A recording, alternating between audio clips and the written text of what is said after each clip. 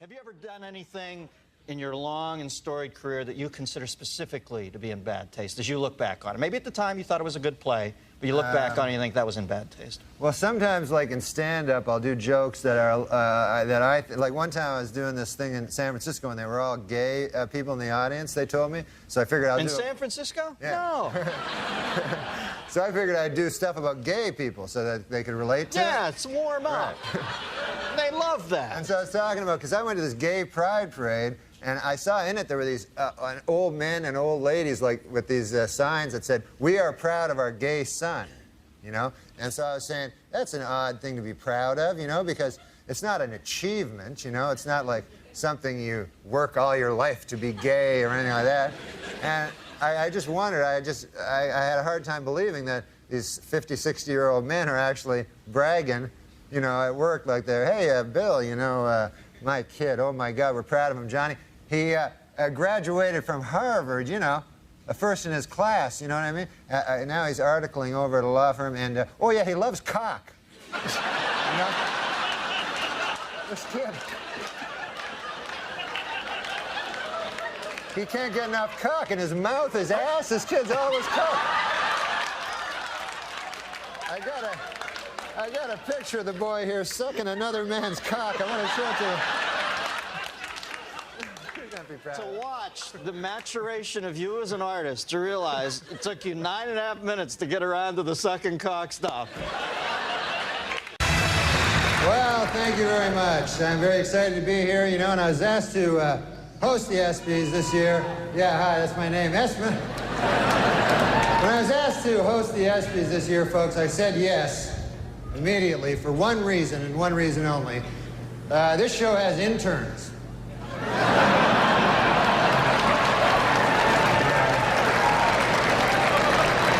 I'll be having a little improper relations backstage a little later.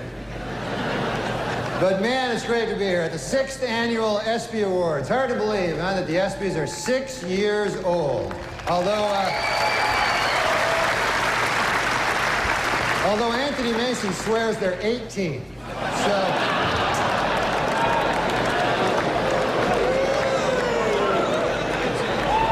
Yeah, he'll be having sex with the ESPYs in about 12 years, so.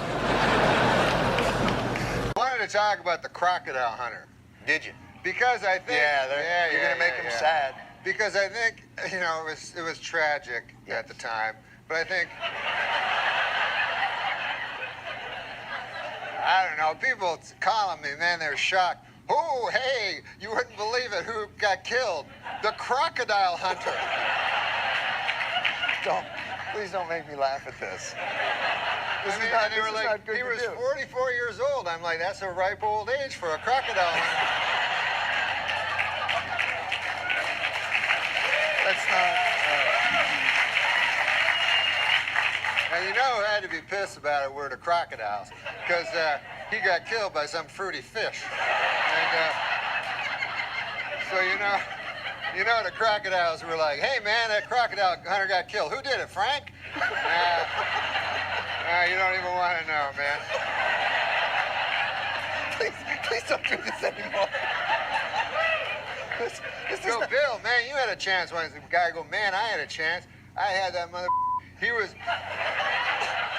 Tommy with a stick. I could have eat him and his kid."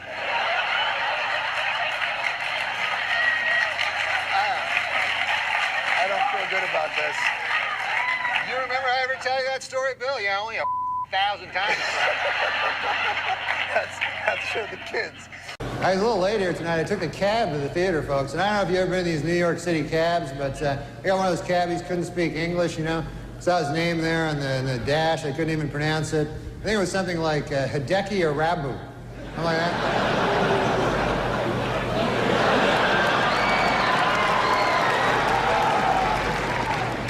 Arabu's been having some trouble, man. They fired his translator. Steinbrenner fired his translator. And people see that as cruel, you know, but I don't know, you know. I mean, if you're not doing well in Yankee Stadium, you know, do you really need a translator? Do you want that, you know? You know? Hey, what'd they say? They say you suck. You should go back to Japan, you dirty foreigner. Okay, I got it. I'm trying to pitch over here. It's great to be here on ESPN. I love sports, man. Man, you can see sports on ESPN you don't see on other networks. You know, like kickboxing. That's my favorite sport. Kickboxing is great. When you think about it, it combines the style and grace of boxing with kicking. This seems kind of immature. Two 23-year-old women in China this week have set a record, living 12 days in a room with 888 deadly snakes. They now hold a place, a coveted place, in the Guinness Book of World Retard. Just backstage, a lot of celebrities back there, man. I was talking to Jerry Jones, you know, the Cowboys owner, and he's disappointed, obviously. Yeah. Well, he's a good guy, though, man. He's talking about rebuilding the team, you know. And he told me, he says, we have to get back to what made us a championship team. Strippers and crack.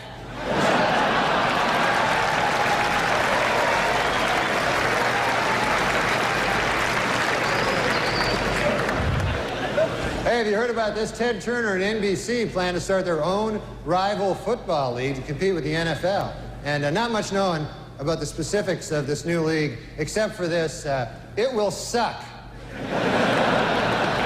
They know that. So they might have trouble, you know, getting advertisers when we know it will suck. I've never asked you this before, and we've been good friends for many years. Ah. Okay, I made that up, but... No. We haven't? No, we're friends. We're good friends, but I don't know what your... McDonald, is that Irish? Is that Scottish? What's your ethnic background? My ethnic background is Polish.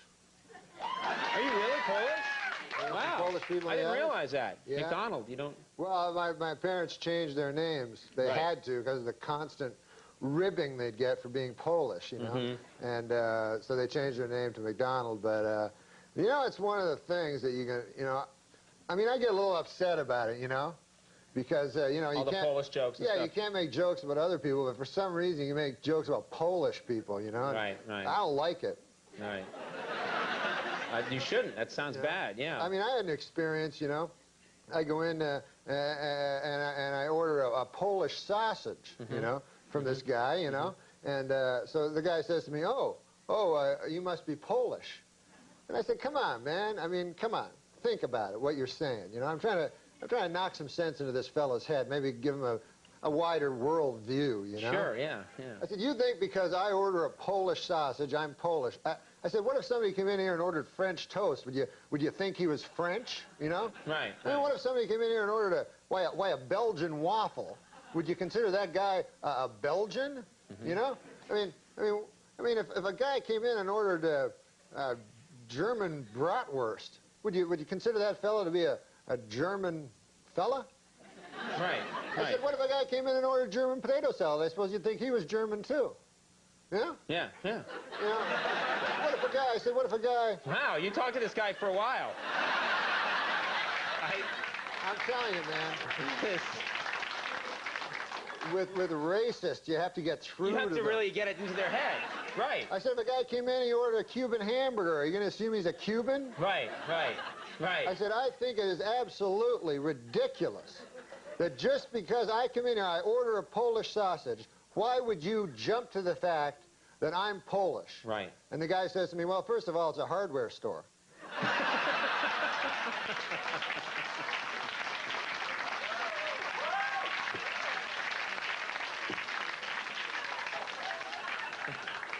And you hate Polish jokes, don't you? You just hate them. No, I think they're disgusting. And of course, congratulations to the Denver Broncos for winning the Super Bowl. How about that? That's good.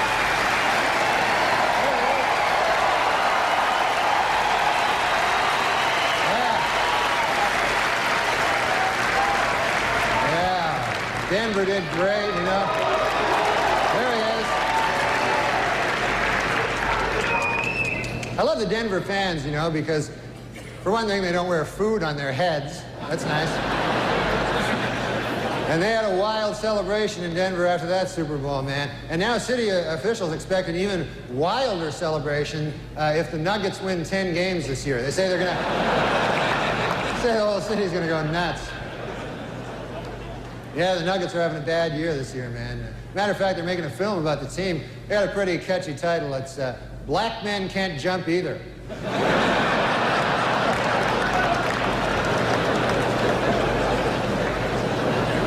Well, NBA All-Star Weekend over. That was exciting, man. The East beat the West. Jeff Hornacek won the three-point shootout.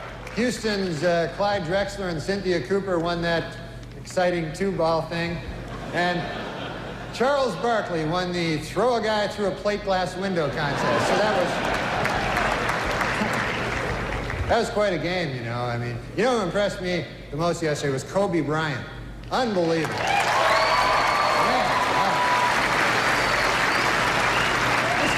This guy's amazing. 19 years old, the youngest starter ever in the All-Star game, and he played so well that today he was named spokesman for NBC's new public service campaign called Screw It, Who Needs College?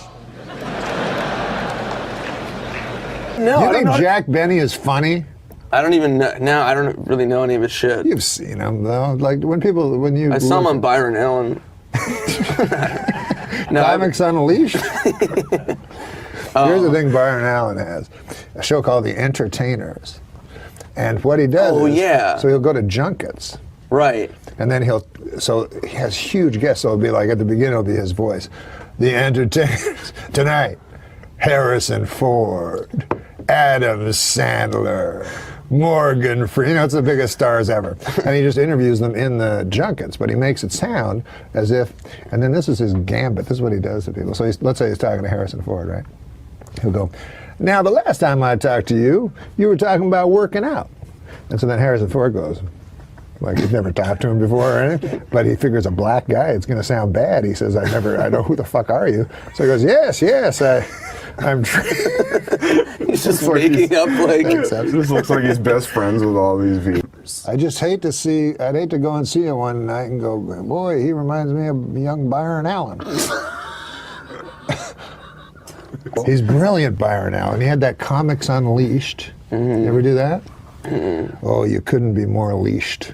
Yeah. There's nothing. It's not like there's nothing unleashed about it. It's not like you would have like Lenny Bruce on and like. And he has no segue. So this is what he said to John Lovitz one time. He said, he just turned to him from, he's talking to Schimmel, and then he goes to John Lovitz. He goes, now, John, I understand you're growing older. Of course, the biggest story in basketball, no question about it, Michael Jordan may retire. Yeah, Michael Jordan may retire after this season, and it's terrible news for Bull fans, you know, but it is terrific news for golf hustlers. They're happy about it. But Jordan is very serious, though, about leaving. In fact, he's already called the Hall of Fame to make sure that his plaque bears his basketball nickname, Air Jordan, and not his baseball nickname, Senior Crappy.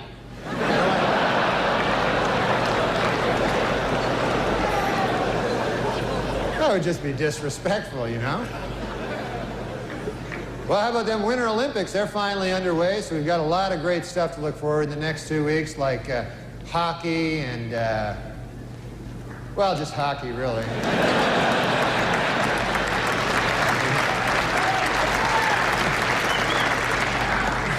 I was watching last night, I saw speed skating, and my goodness, you know, could the outfits they wear be any tighter? Holy Lord. There was an East German woman, I swear, you could see the outline of her entire penis. It was...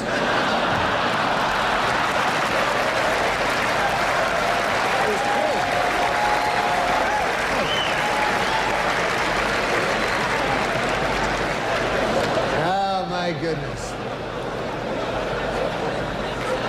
Well, the magazine POV came out this week with a list of the best and worst jobs to have in the next century. Their three best were, in this order, multimedia software designer, management consultant, and interactive advertising executive. While their worst, for the third year in a row, crack whore.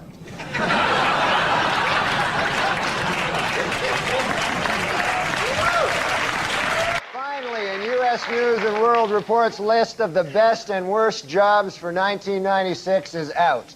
Last year's best job, multimedia software consultant, was replaced by a new best job, bioindustrial engineer. And in the worst job category, last year's winner, crack whore,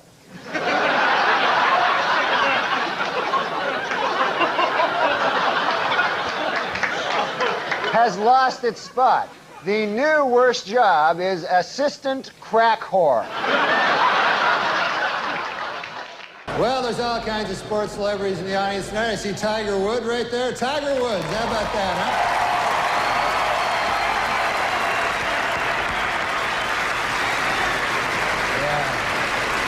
Yeah, he's up for golf. Of course, he's up for Golfer of the Year this ESPYs. And you know who I feel sorry for, folks, is the other two guys nominated for Golfer of the Year. You see these guys getting ready, you know, it's like, hey, honey, have you seen my tuxedo? No, not the good one. The one I wear when I'm gonna get my ass kicked. Have you seen that one?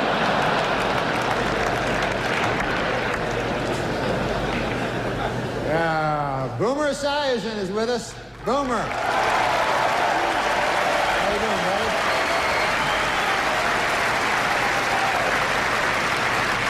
Boomer, of course, will replace Frank Gifford on Monday Night Football next season. And Frank told reporters that this will allow him to spend more time with his wife and children. Then he broke down and cried for 45 minutes. So.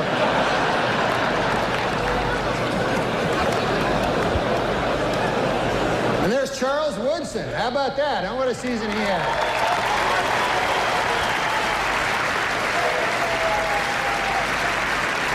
Great, man. He became the first defensive player to win the Heisman Trophy. And congratulations, Charles. That is something that no one can ever take away from you. Unless you kill your wife and a waiter, in which case, all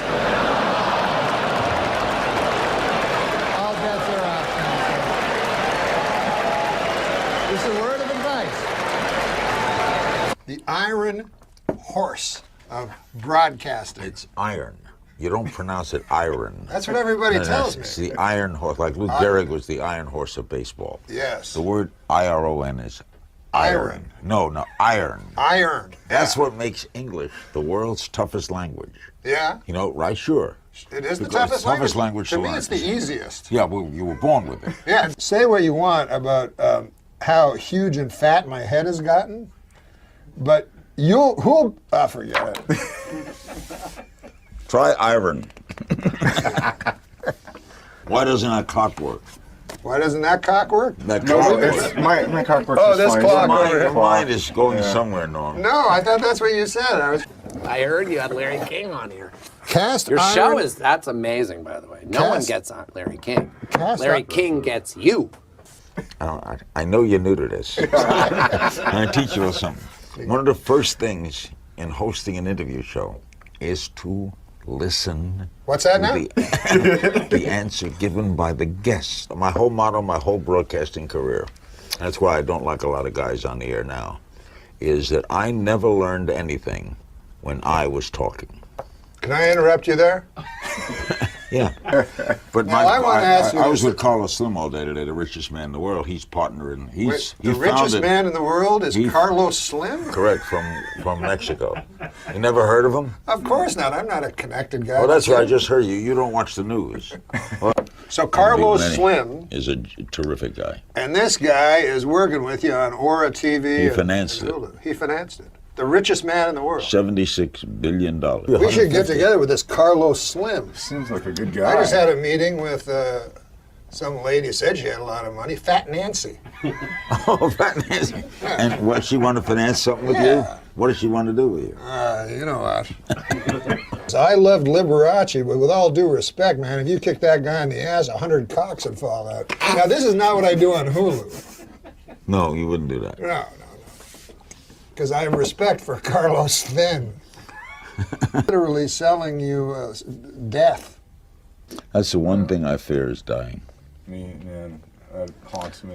Because the thought of not existing, you know, it's like, you know what Really? the new thing they call it is? Dirt nap. Good God, Larry. That's what they call it, a dirt nap. You would not say that on Hulu. No, I wouldn't say it, but I'd say it here. That's what I heard Larry King say to a guy once. What? The guy had lost his child. Oh, no. And Larry King goes, Paul Newman told me, you never get over it. It's like some unfeeling psychotic. So then people go, well, who do you want? Well, there's that one comedian. She's a comedian, and she's also a lady. Yeah. And then it gets... It's more common now. Huh? It's common now. SNL is very... They rule. They rule the SNL. Look, who is bigger than Tina Fey? She's strong. Too big to fail. Finally, according to the U.S. News and World Report 1997 Career Guide, the best job in the United States for the second year in a row is Interactive Business System Analyst. However, last year's worst job, Assistant Crack Whore, has been replaced by a new worst job, Crack Whore Trainee. Hello, everybody. Here at NORM MACDONALD, chewing the fat. Where do you live here, of course, in the city, because you're doing the show. I live in New York City. Yeah. This isn't a police interrogation. Are you sure? Where about? Where in the city do you live, approximately, not specifically? But... I live at 56 between 8th and Broadway. Okay, and what's your phone number? No, just give me 7 digits. All right. What, your neighbors nice people? The people that live around great people. Every day I meet somebody new, you know. Mm-hmm. This city's great because of the neighborly people, you know. I don't know. But I did meet one neighbor, interesting story, you know, that this guy, he just moved in, you know, next door to me. Mm-hmm. So I'm always one to meet the neighbors. You like to chat with the neighbors, yeah, because, you know, so I went over to the guy, I knocked on the door next door to where I live, and I say to the guy, I said, hey, I'm your new neighbor, you know, and I said, good to see you, you know, nice to run into you, you know, welcome to the neighborhood, you know. And so the guy, I said, what do you do for a living there, sir, you know, if you don't mind me asking? You know, what do you do for a living? I'm a nightclub comic, I tell the guy. So he says to me, he says, I work down at the University of Science there. He says, that's a good school, by the way. I can't remember the exact place. Sure. But he says, I'm a professor of logic. Oh. So he says, the guy says, logic. Now, what the hell is that? I never heard tell of that. He says, oh, well, he says it's a kind of a pattern of syllogistic. Well, he says it's hard to explain. He says, why don't I give you an example? So I said, fair enough. Why don't you do that? So the guy says, well, he says, let me ask you a question. He says, do you own a doghouse? So I go, yes, I do.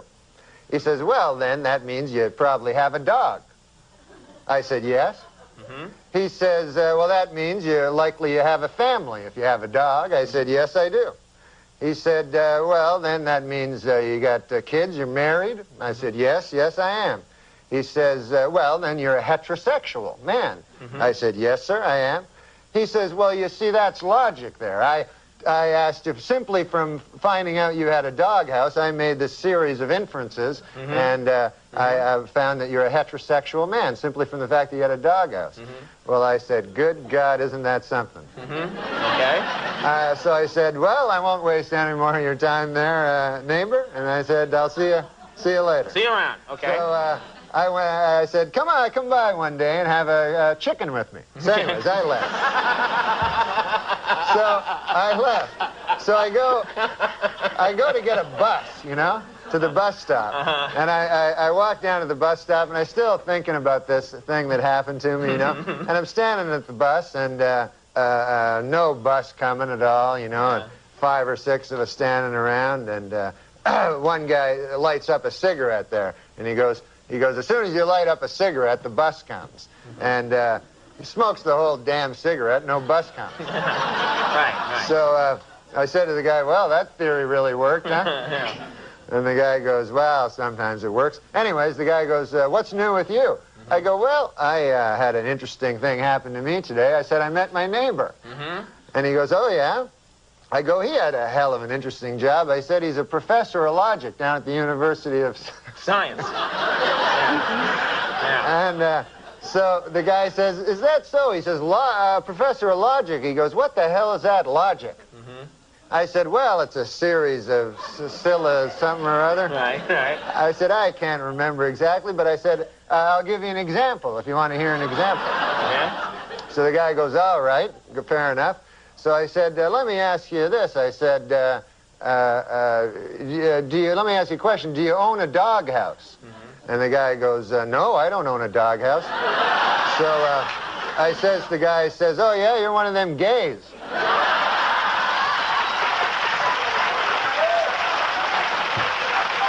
And it worked, right?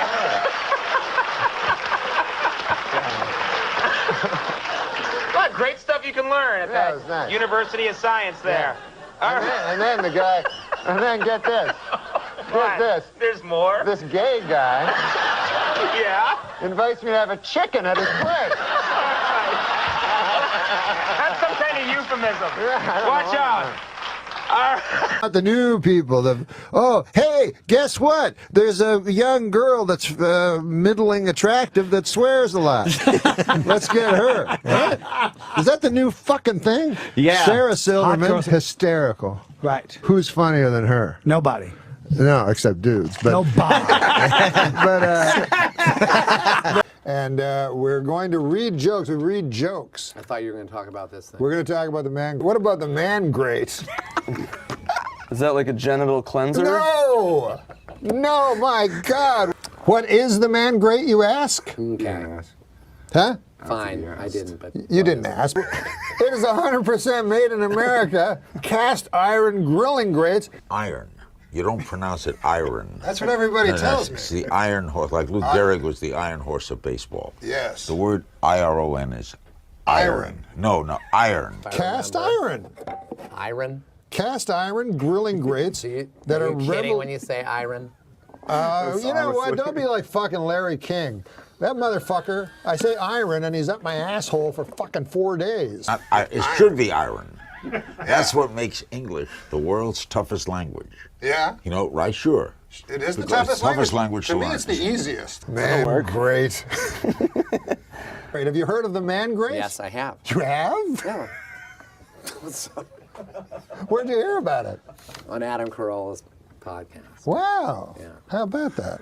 Do you have a father? Man great is the perfect gift for this Father's Day. Is he alive? Yeah. Yeah. 100% made in America. If he was dead, it would have been a really bad moment in the commercial. Your dad's alive? No. Fuck. God damn it. I'm sorry about your dad. That's fine.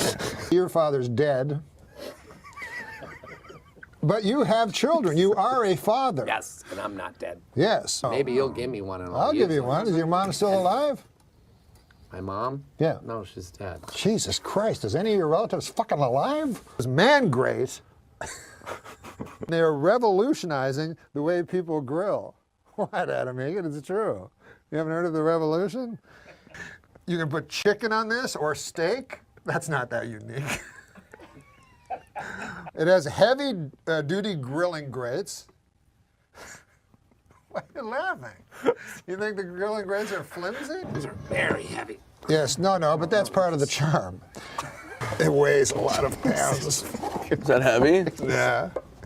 Listen, man, what was that fucking Vegas story? Jesus Christ. Sorry. What is in that? Again. It's revolutionizing the way people grill. Jesus. What? I thought it was like a, all right. You want to hear what it has? Yeah. It has heavy-duty grilling grates. Listen. No more dry meat. What do you think of that? Good. You want your meat juicy. Oh, come on now.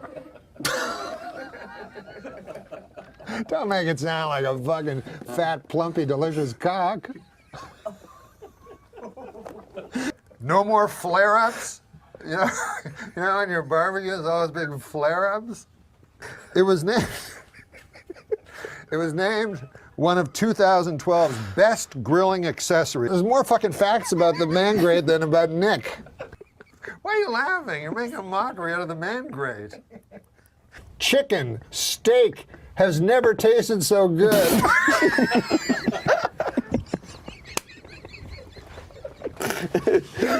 Hey, how about this? Each NORM MACDONALD show order comes with a heavy-duty grilling brush. Jesus. You don't want to put that on your not dry meat. Look at that. Those things are dirty. No, no. That's from the iron. Are you sure? Yes. Well, it's not from my cock. What? I just went to the bathroom. You say cock so much. I'm coming in your butt. Oh my God. Well, listen, man. Hey, Your mouth is my toilet. again. Again. This commercial is like a mini-series. Are you a jingoist? 100% made in America. 100% cast iron. Mangrate.com. Thank you, Andy. That's yours. You just threw your own going away present with contempt to the floor. That was our only sponsor. Oh, yeah, and you lost. Yeah, now we found out we lost Mangrate as a sponsor. And then earlier today, I think we were told legally we can't say we lost them as a sponsor even. Yeah, I think we were still waiting to find out if we were allowed to say that. But anyways, Fuck that it, was who cares? Schwartzen. We lost them. That was Nick Schwartzen that fucked it all up. Some gold-plated chains would make a nice retirement gift for a very, very good slave.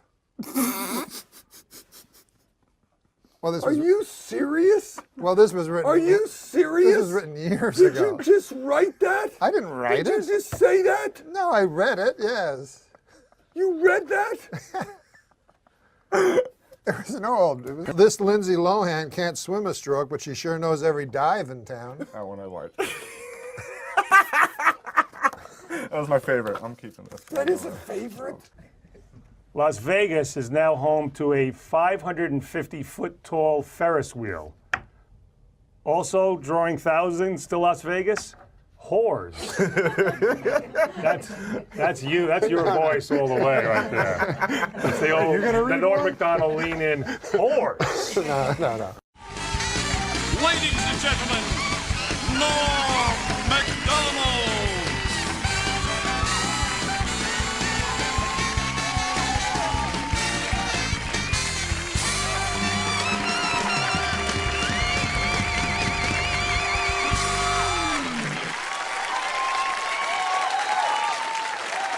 Thank you. Thank you.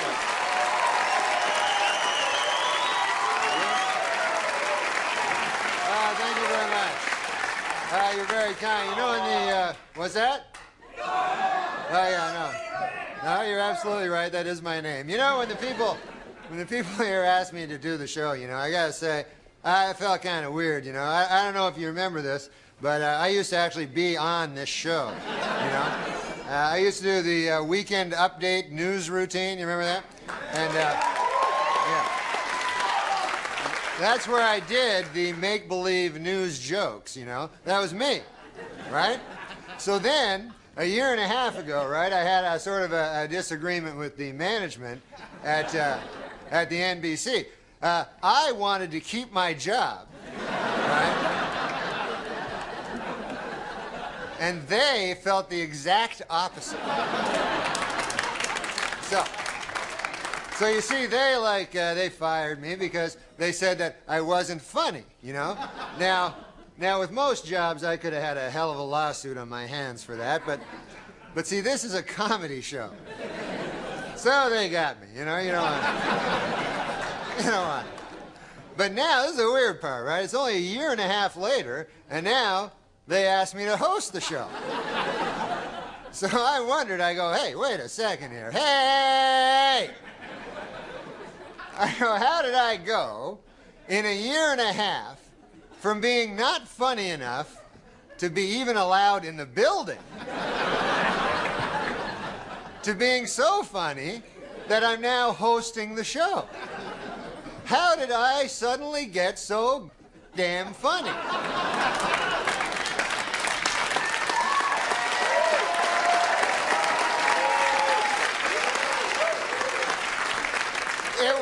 inexplicable to me, because a year and a half, let's face it, is not enough time for a dude to learn how to be funny. Then it occurred to me, I haven't gotten funnier. The show has gotten really bad.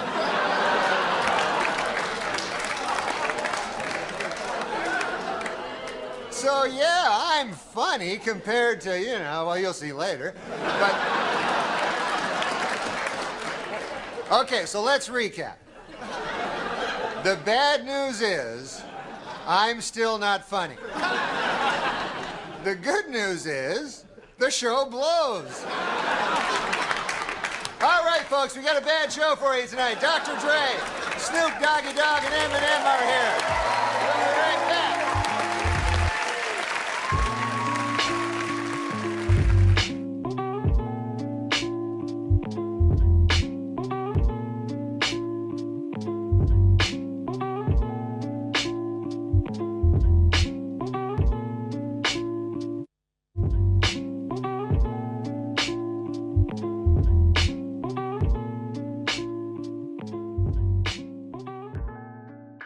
The next time I watch a WNBA game will be the first time I watch a WNBA game. A lot of people talk about stand-up comedy nowadays. To say the art form has become very popular over the last 5 years would be an understatement. However, if you talk about stand-up comedy long enough, there's one name that is bound to come up through sheer tyranny of will. His name is Norm MacDonald. Norm MacDonald. Norm MacDonald. Norm MacDonald. Who is Norm MacDonald? Some people describe him as the most unique comedic voice of all time, but if you ask Norm to talk about himself, he'd adamantly proclaim he's just an old chunk of coal. By the end of this video, you will know exactly who Norm MacDonald is, where he came from, some of the amazing work he's done, and what makes his style of comedy so unique. This is Norm MacDonald, the greatest comedian to ever live.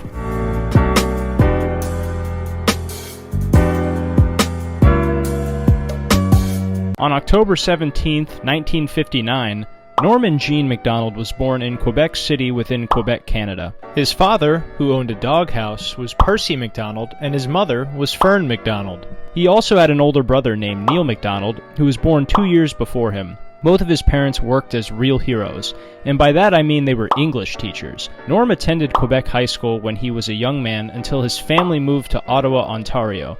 It was at this time he transferred to Gloucester High School. Norm has claimed that he dropped out of high school at 16 years old, but he actually graduated 2 years early based on his extreme intellect and cognitive aptitude. It is confirmed that after attending high school, Norm went on to study philosophy and mathematics at Carleton University for a bit until he decided to drop out. What a gyp that turned out to be. Norm also attended Algonquin's College, with the core focus being journalism and television broadcasting, similar to his brother Neil. Around this time, Norm had done several different manual labor jobs in this time at Algonquin. In 1985, Norm decided to try stand-up comedy for the very first time at Yuck Yuck's Comedy Club in Ottawa. You ever played the lotteries? Yeah. Man, I never played them. But you ever get a lottery ticket, somebody give it to you as a gift, like for Christmas or something? I always thought that was the weirdest gift to give somebody, a lottery ticket, you know? So here you go. Nothing. That's nothing at all there. From me to you, a worthless hunk of cardboard. Unfortunately for Norm, he didn't feel great about his first time on stage, so much so that he actually ran out of the club and said he would never do stand-up ever again. Thankfully, the club's owner, Howard Wagman, had convinced him he had talent for the craft and that he should come back and continue to improve. After Norm continued to do spots in Ottawa and saw his stage presence and confidence continue to grow, he found himself regularly appearing at amateur nights at Yuck Yuck's Comedy Club. So now I got a lift down here because I don't know how to drive. You know, I can't drive. I gotta get my license. You know, gotta get my driver's license so I can go. You know, I can have ID and stuff. You know, because I have no good ID. All my ID stinks. You need a driver's license for ID, you know, or something, a credit card or something, you know. You ever try to cash a check with that little card that comes with the wallet? They just look at you, you know. Some of Norm's comedic influences include Bob Newhart, Sam Kinison, Rodney Dangerfield, and many more. He quickly became a local favorite because of his keen observations and his incredibly dry, sarcastic delivery. Within 6 months, he was granted the opportunity to perform at Just for Laughs Comedy Festival in 1986, located in Montreal, Quebec. Norm did so well that he was immediately contacted by the Fortune 500 company Mangrade. 100% cast iron. I'm just kidding. Norm did so well he started to catch fire and found himself gaining publicity from the Montreal Gazette, where he was considered as one of the country's hottest comics. Eventually, as Norm continued to grow and develop as a comedian, he received an opportunity to perform as a contestant on the show Star Search. I smoked ever since I was a kid, so it was kind of tough for me, you know. I remember once I was 8 years old, little kid, behind my garage, sneaking a cigarette back there, and my dad caught me. He hauled me in. I thought I was in for the strapping of my life, you know. What he did is he pulled out a big cigar. Must have been half the size of my arm, this giant cigar. Stuck it in my mouth, lit it up, made me smoke it. All the way through, right to the end. That's when I started smoking cigars real heavy. And more notably, he made his late-night debut on Late Night with David Letterman. You seen these new sports on the TV where they'll try to combine two sports together and make up a new sport? You know, like a guy will run a 100-yard dash and then fish.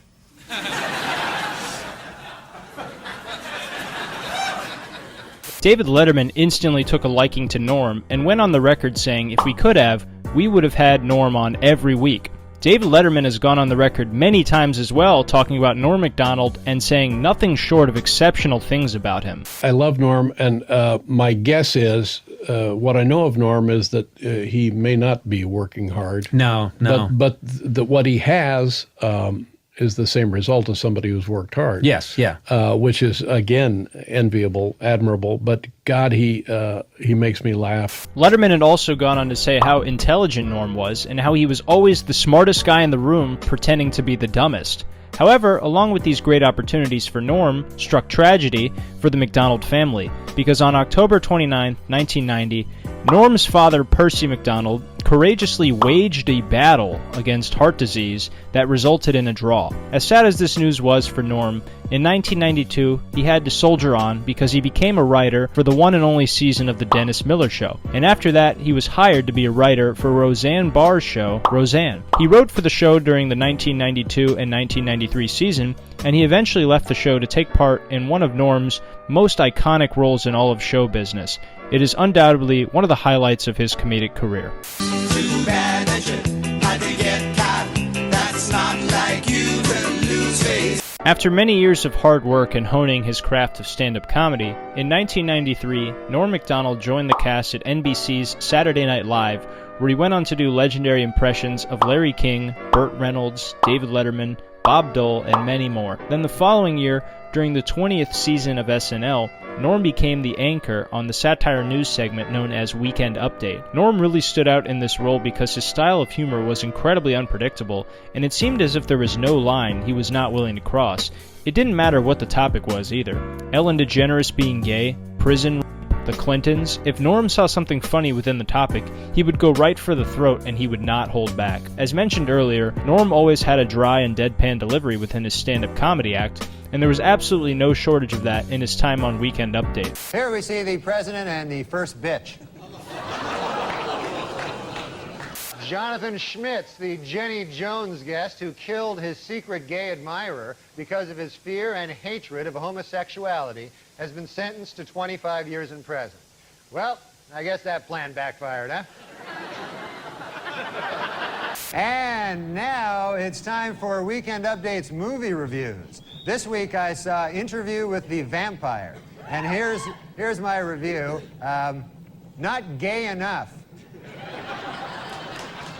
To say that Norm took pride and basked in a joke not being received well by the audience would be an understatement. In fact, in some instances, it almost appeared that when the audience didn't like a joke, Norm enjoyed it even more than if they had all laughed in the first place. O.J. Simpson's new fitness video was released this week, and hitting the shelves next week, Simpson's newest video, Dorf on Stalking.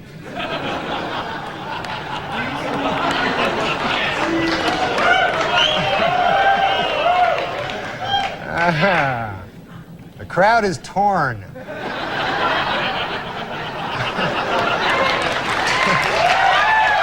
If there's one word that could be used to describe Norm Macdonald on Weekend Update, I believe the most appropriate word would be fearless. Now, controversy was certainly Norm's cup of tea, but there was a string of controversial jokes that led to Norm being in hot water with Saturday Night Live management, the O.J. Simpson jokes. Norm did not shy away from jokes at the expense of alleged murderer O.J. Simpson, and it got so out of hand that Norm was supposedly told by Don Ohlmeyer, who was a friend of O.J. Simpson, to cool it with the O.J. Simpson jokes.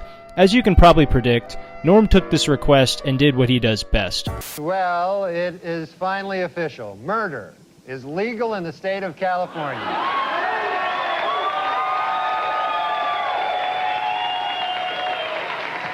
Meanwhile, in Washington, Mayor Marion Barry praised the verdict as, quote, wise and just. And he called upon people of all races to please get him some crack.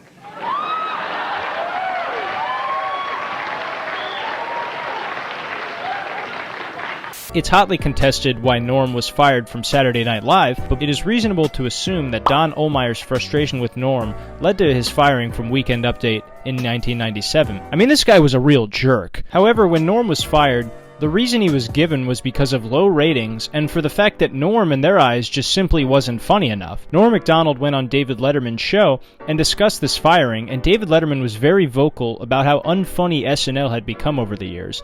No, you didn't get fired. Yeah, they fired me. No, they didn't fire you. No, I'm serious. I talked to a guy that said I'm fired. This guy, Don Ohlmeyer, turns out to be the president. Yeah, now I know Don Ohlmeyer, and Yeah. just between you and me, he's an idiot. Oh. So he goes, oh yeah, I'm firing you there from the show. And then I said, oh, that's not good. You know?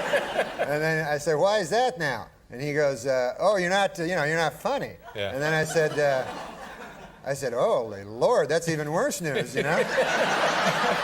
Norm also discussed his firing on the Howard Stern show, where Howard Stern echoed a lot of the criticisms that David Letterman also said. To further support the theory that Norm was fired for the OJ jokes, Jim Downey, a longtime writer for Saturday Night Live, was credited for writing a bulk of the OJ jokes that Norm read on Weekend Update, and he was also fired at the same time that Norm was. Whether or not this was a coincidence is still up for discussion, but a sizable portion of comedy fans tend to lean towards the idea that Norm was canned from Weekend Update for the constant jokes about O.J. Simpson. However, Norm stayed on as a cast member for a while, and he adamantly disliked performing in the show's regular sketches. Then on February 28, 1998, performed in one final sketch before his exit from Saturday Night Live as a whole. After Norm's exit from the show, he eventually shot a movie called Dirty Work where he was the lead actor, and this was Norm's big movie. Things got extremely petty because Don Ohlmeyer ordered NBC to not air any advertisements for Dirty Work out of retaliation for Norm's appearances on the David Letterman show and the Howard Stern show because he viewed it as disparaging to their brand. Luckily, Ohlmeyer's boss at NBC, Robert Wright, took issue with this and reversed the order immediately. Norm, to say the least, was furious about Ohlmeyer's conduct towards him, calling him a liar and a thug while insisting he had no ill will towards him and that the only people who took shots at him were Stern and Letterman. After all this, the Saturday Night Live debacle had come to a halt, or so the Germans would have us believe. In October 23, 1999, to the surprise of everyone, Norm Macdonald was invited back to Saturday Night Live to host the show. From what you've heard about Norm thus far, I think you know where this is going. I couldn't say it better than Norm, so let me just play part of the monologue for you. When the people here asked me to do the show, I gotta say, I felt kind of weird, I don't know if you remember this, but I used to actually be on this show, They fired me because they said that I wasn't funny, But now, this is the weird part, right? It's only a year and a half later, and now they asked me to host the show. Because a year and a half, let's face it, is not enough time for a dude to learn how to be funny. Then it occurred to me, I haven't gotten funnier. The show has gotten really bad.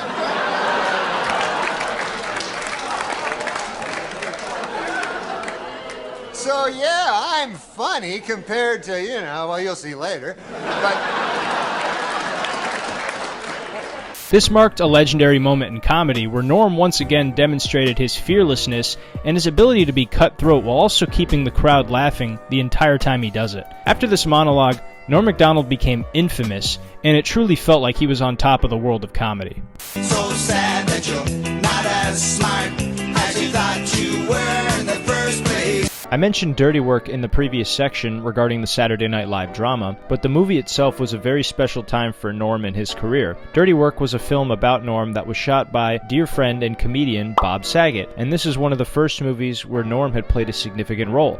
Before Dirty Work, the only other movies we had seen him in was Billy Madison and The People vs. Larry Flint, so this movie was the turning point for Norm's career and led him to becoming the biggest movie star in all of show business, or so the Germans would have us believe. But seriously, this was an awesome movie for Norm Macdonald and Artie Lang, and it also ended up being a special moment for them because it was the last film that had featured Chris Farley, one of the funniest men who ever lived, who passed away in 1997. Dirty Work ended up being dedicated to Chris and his family. When it came to acting in movies, Norm would always say, So anyways, he goes, I put you in the movie, man. I need a guy to... And he was going to give me a big part. Right. So I was like, no, don't do that. Like, I can't act. And he's like, don't worry about it. I go, seriously, Milos, I don't want you to give me a big part. But besides that, he had always found himself being an extra in Adam Sandler's movies based on the fact that Sandler is a big believer in making movies with his friends that he finds funny, many of whom include former SNL cast members such as David Spade, Chris Rock, Rob Schneider,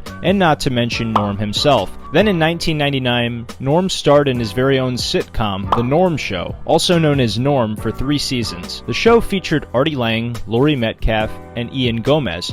The Norm Show also featured Norm Macdonald, where he played Norm. But I had a TV show once, Norm. I played Norm.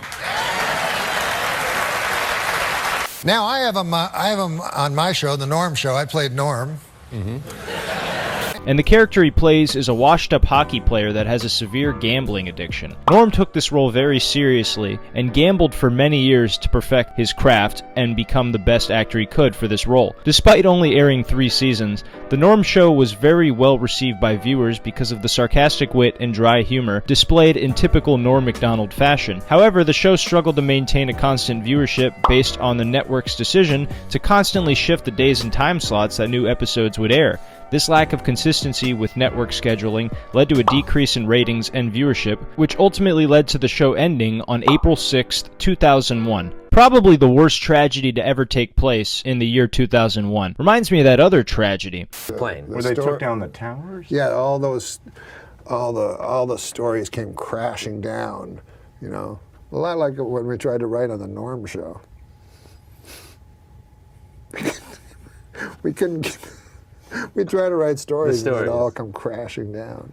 Despite the loss of his sitcom Norm in 2011, where he played Norm, he found his way back on TV for The Sports Show with Norm Macdonald. This show was absolutely wild in the greatest possible way. Norm used this show as a way to bring his irreverent style of comedy into the wide world of sports. If you think any of the clips I've showed you so far are out of pocket, this show was a sledgehammer of exactly that type of humor. Hey, WNBA, I got an idea that'll sell some tickets. Shirts and skins. President Obama is a phenomenal player at basketball for a president of the United States. But I think he's just mediocre for a black guy. Hey, what about bringing in Jackie Robinson? Only team with a black guy in it. That's not cheating?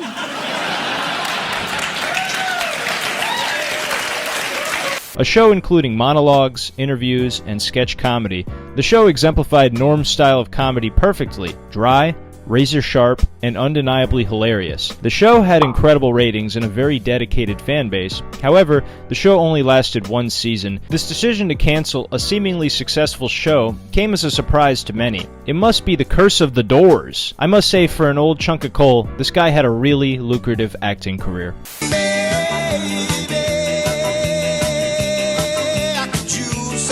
Norm Macdonald has 3 comedy specials: Me Doing Stand-Up, Hitler's Dog, Gossip and Trickery, and Nothing Special. Before we discuss the comedy specials, I'd like to take a brief moment, as all moments are I suppose, and I want to talk about Norm's stand-up comedy style. I'll start off by reading Louis C.K.'s description of Norm Macdonald's comedy. I first saw Norm Macdonald on stage in 1988. I was 21 years old, and he came to headline a club in Boston where I had been doing stand-up for 3 years. Me and my friends had heard about him, so I went to check him out. Within 2 minutes, I was astonished by how goddamn funny he was. Just blown away. I laughed harder that night than I had in my life. I remember my comedian friends and I just sat and talked about him for hours after the show. I went back to see him 5 times during the week he was at the club. He instantly became my favorite comedian, and in 30 years since, he's never stumbled far from that rank. Every time I see or hear Norm, he's doing something new and better than the last time. He gives me a new favorite comedy bit. The last thing is that there is not a single other comedian like him. He falls into no genre or category, just comedian. I seriously fucking love Norm Macdonald. Please buy his book. He probably needs the cash. He's really bad with money. Louis C.K. Louis really nails what makes Norm so special. When you talk about other comedians, you can usually put them into a category. When it comes to one-liner comedians, you can name Jimmy Carr, Mitch Hedberg, Anthony Jeselnik. Or if you talk about observational comedians, you can name George Carlin, Bill Hicks, Louis C.K., or Louis Black. These comedians are deemed similar because of the category their comedy falls under, but Norm Macdonald is simply an enigma. There's no other comedian that you can categorize him with. He's irreverent to the point where he basically invented his own niche of comedy, and it's a truly special thing. All 3 of Norm's specials are incredibly funny and brilliant. Today I will just be talking about me doing stand-up, undoubtedly one of the greatest comedian specials ever recorded. Norm opens this special and wastes no time before getting into material about death. He takes this incredibly grim topic and makes these observations about the way we fear our own death and how ridiculous it truly is. Within seconds, he's absolutely lighting up the crowd when the subject is something that all people find a bit troubling. I think actually scientists should kind of look into that whole death thing because they seem to focus on diseases.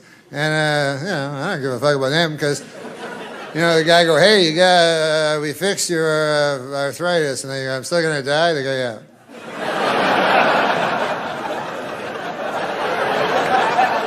He then goes on to joke about cancer. But I'm pretty sure if the cancer dies, if you die, the cancer also dies at exactly the same time. So that, to me, is not a loss, that's a draw. That's a, you know what I mean? It's not like fucking the cancer's gonna jump up and go, I'm fucking Uncle Bert's wife. Where is he? The news. Now listen, man, I like the news. You guys like the news? I always watch the news, and I'll tell you something about the news. I don't understand it. But it's for some reason I watch it. How he would murder a woman. What I would do, and I would never, ever kill a lady in cold blood. I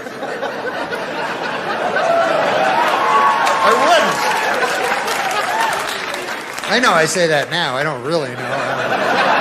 I can't predict the future, but I don't believe Alcoholism. He has the disease of alcoholism. And he came to me, and he told me, and I like to look, I'm the kind of guy who likes to look at the bright side of things, So I told him, I said, Richie, it's true that you have a disease and everything, but I think you got the best one.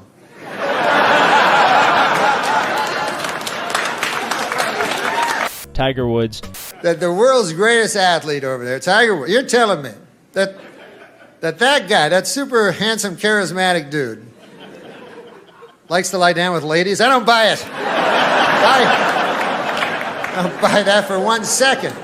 And last, but certainly not least, O.J. Simpson.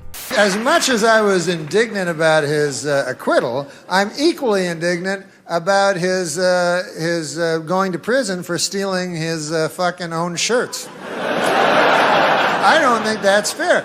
I would go into greater detail about the jokes, but I don't want to ruin it for you. I'd recommend checking the special out yourself. The entire thing is available on Spotify for audio and YouTube. Norm demonstrates his ability to tackle taboo topics with some levels of observation, sarcasm, and irreverence that he has always been known for. This type of comedy is what made him such a unique comedic voice, and why he's so original in his act.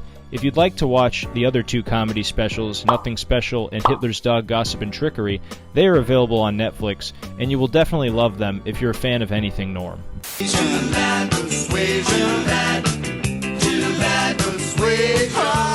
We took a dive on Norm's unique style of stand-up comedy. However, when getting a better understanding of Norm's sense of humor, that's only one piece of the puzzle. Another thing that makes Norm Macdonald such an enigma is the way he acted around other people. There are some hilarious stories about Norm Macdonald that will give you an insight as to what makes him laugh and how he thinks. One of my favorite stories is a story of Norm Macdonald trolling some young comedians who were opening for him. Listen to this. And so Norm was headlining, and I think there were 3 or 4 comics who were doing 5, maybe 8-minute sets. And at that time, it was all the material they had. You know, they were new comics. And okay, I've polished off my set. I got these jokes. And now I'm going to go out with this guy who's a great headliner, and we're going to do this big corporate gig. And so at the gig, as they were starting, Norm off the top said, I'm just going to go out there and kind of warm up the crowd, you know, do a little teaser, and then you guys do your sets when I'm coming.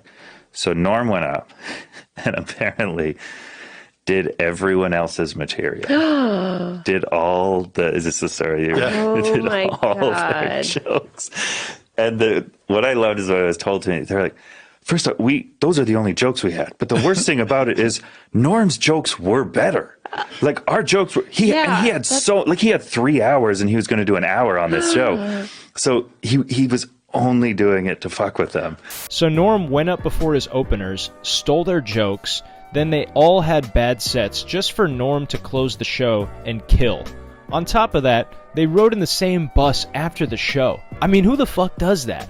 I don't know anyone else who would do that, but it's absolutely hilarious. Another hilarious story is the time Norm Macdonald hosted the YouTube Awards show with Jenny Slate and Kasim G, and just made a complete mockery of the entire thing. Here's a few of my favorite parts of it. Joining us in the show before the show living room is host of Norm Macdonald Live on YouTube, the wonderful Norm Macdonald. Yes, and Jenny, all the stars are here. Do you want a microphone, Norm? Yes. Is that my tree?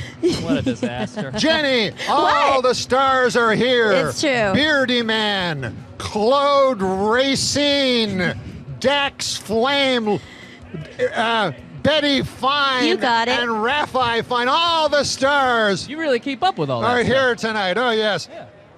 Harley Morenstein is here. We're joined by the talented trio called the Lonely Island. Yeah, Who you know will be what I on the call big. them? What do you call them? I call them Sandberg and the other couple of fellas. The Mind Squad. See your face? Oh yeah, it's me with a huge fat fucking face. Yeah, I didn't want to be the one to say it. Yeah, I've been having a lot of trouble. My doctor, he said he's not a very nice guy. He said, open your mouth and say oink. Yeah, you need to get better insurance, Norm. Insurance? He was calling me a fat pig. Well, I mean, nobody's going to disagree with him. Oh, Kasim. I'm sorry, Norm. I've got an acid tongue. You do. You're an acid-tongued Arab. Talk to him. Talk to him right now. Talk to Barf. Listen, Barfy Man 362. right. No, you cannot rape my mother with a knife. It's the biggest show in YouTube history, and Norm Macdonald shows up in a hoodie and sweatpants in the California heat and just starts going for the head right away. Fucking hilarious. I don't know whose idea it was to have a YouTube event hosted by Norm Macdonald, but it went so badly for them it reminded me of that tragedy. Hey, for the 9th consecutive year, Nick, JetBlue Airlines ranked first for satisfaction among all North American airlines. But you know what ranked least in satisfaction? 9/11 Airlines. What a terrible name for an airline. It reminds me of that tragedy. Oh, 9/11. Yeah, don't laugh at 9/11 again. One of the funniest stories about Norm Macdonald is the story Jim Brewer tells when he was touring with Norm and they did a clean comedy show in Iowa. If you don't know what I'm talking about, then holy shit, are you in for a treat. We get to the gig and is packed. And they go, now listen, there's kids here and there's students and alum and the dean and all these people here. So that's the worst. And I'm like, yeah, clean. I get it. No worries. Norm goes up. I'm not even exaggerating. The first thing he says, he goes up, he goes, I'm preparing. I'm like, this is going to launch my career. Are you kidding me? This is going to be huge. I'm going to be all. He goes, fucking, man, the fuck out of me? First person to even curse. Right? I went, oh, shit, he cursed. And he goes, so if you're gay, would you rather be the ass guy or the dick guy? This is what he starts off with. So I go, Daryl, you gotta come see this. And he's going, and he won't stop. He's like, because if you Undoubtedly, one of the funniest Norm Macdonald stories of all time. This is yet another display of Norm's fearlessness, and the fact that he can just lean into an embarrassing moment with such pride that would tear apart 99% of other people. Patrice O'Neal would be proud. How about the time Norm Macdonald did the roast for Bob Saget and told inoffensive jokes from an old school joke book? Norm was told by the producers on Comedy Central that he should try and be as shocking as possible and that there were no lines. So Norm, being a master of misdirection, goes up and does this. And Cloris Leachman is here. Cloris?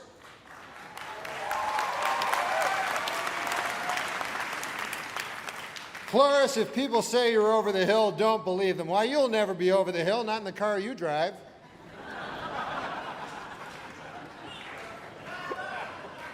Susie Essman, of course, is famous for being a vegetarian. Hey, she may be a vegetarian, but she's still full of baloney in my book. What an absolute madman. There's so many great Norm stories in existence, but I will only share one more, and it's my absolute favorite.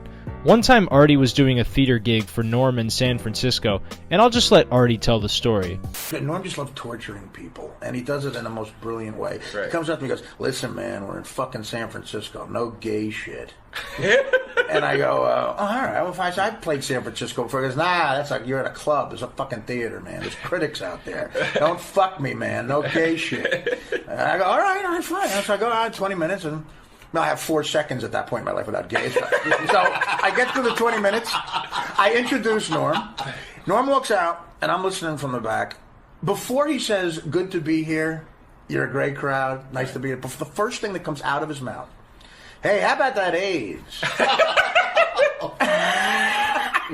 He goes, you know, I read all this bad shit about AIDS, but then I read that AIDS doesn't discriminate. And that's kind of nice. I was howling laughing the first time I heard that story. It would seem that Norm has like a metal detector that allows him to sense what would make someone the most uncomfortable, and he goes right for whatever that is just to make himself laugh, and we're all just there to enjoy the ride as well.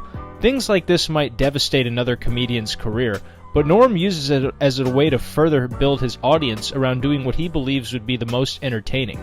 It would seem Norm was trolling other people before the internet was even invented.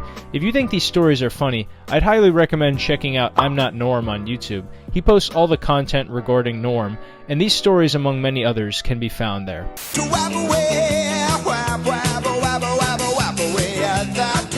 Picture this. You've seen all Norm's content on TV, and you want more. You are foaming at the mouth looking for more. What if I told you there's a podcast that features Norm Macdonald and his Holocaust-denying sidekick, Adam Egget? You'd probably go down to the rope store and rickety stool store right away. Seriously though, that brings us to Norm Macdonald Live. These podcasts are hilarious. Additionally, there are episodes on Netflix titled Norm Macdonald Has a Show. However, a lot of fans of Norm claim these episodes simply do not raise a candle to the episodes that can be found on YouTube. Norm Macdonald Live is vintage Norm Macdonald with an additional element. Some fucking douchebag whose face looks like a cunt. Adam Egget, the booker of the world-famous Comedy Store, acts as Norm's sidekick in this podcast, and he takes the bullet a lot of times to allow Norm to make an incredibly funny point. He says, I love this podcast. It was great to see Norm Macdonald back, and Super Dave was the perfect choice as first guest. Lose the douchebag. He's talking about me. Well, we don't know if he's talking about you. He's clearly talking about me. He is talking about you. He will also be a punching bag for the guests that Norm brings on the show, and the guests on the show do not disappoint. The show usually runs the format of a regular podcast, except for towards the end of the show, Norm will pull out a stack of blue cards that all have jokes written on them, and they will read the jokes for the folks at home. This is the section where we do jokes. Do you want to read one? Just read into that camera for the folks. The first episode went live on March 26, 2013, with the guest being Super Dave Osborne. This episode was full of memorable moments. One of my favorite moments is when Adam asks Super Dave where he gets his ideas from. Adam had a question he wanted to ask you about your comedy. Yeah, I've been chomping at the bits to ask this one. I've been thinking about it all week. Norm told me to come up with some questions for you, and I've just been dying to know, where do you get your ideas from?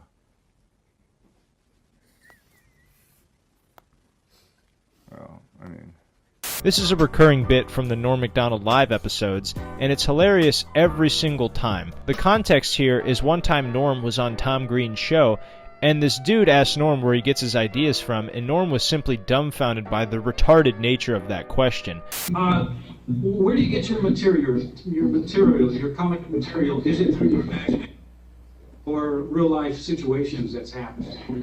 That's an excellent question. It is. It's a good one. It's almost like what inspired you to ask that question, sir? Well, you know, I kind of think of myself as being a comic as well. If you need some material, I can give you some right now. I imagine there's several clips of Norm being asked this, but the Tom Green interview is the one that stuck out to me the most. As a result, Norm finds humor in this question, so now he tortures every one of his guests by feeding Adam this question and having him ask it to them. Yeah, I've been dying to know, where do you get your ideas from? Norm. Yeah, you know that's a good one. No, I really, I've been watching you for years, and I've always been really curious. Where do you get your ideas from?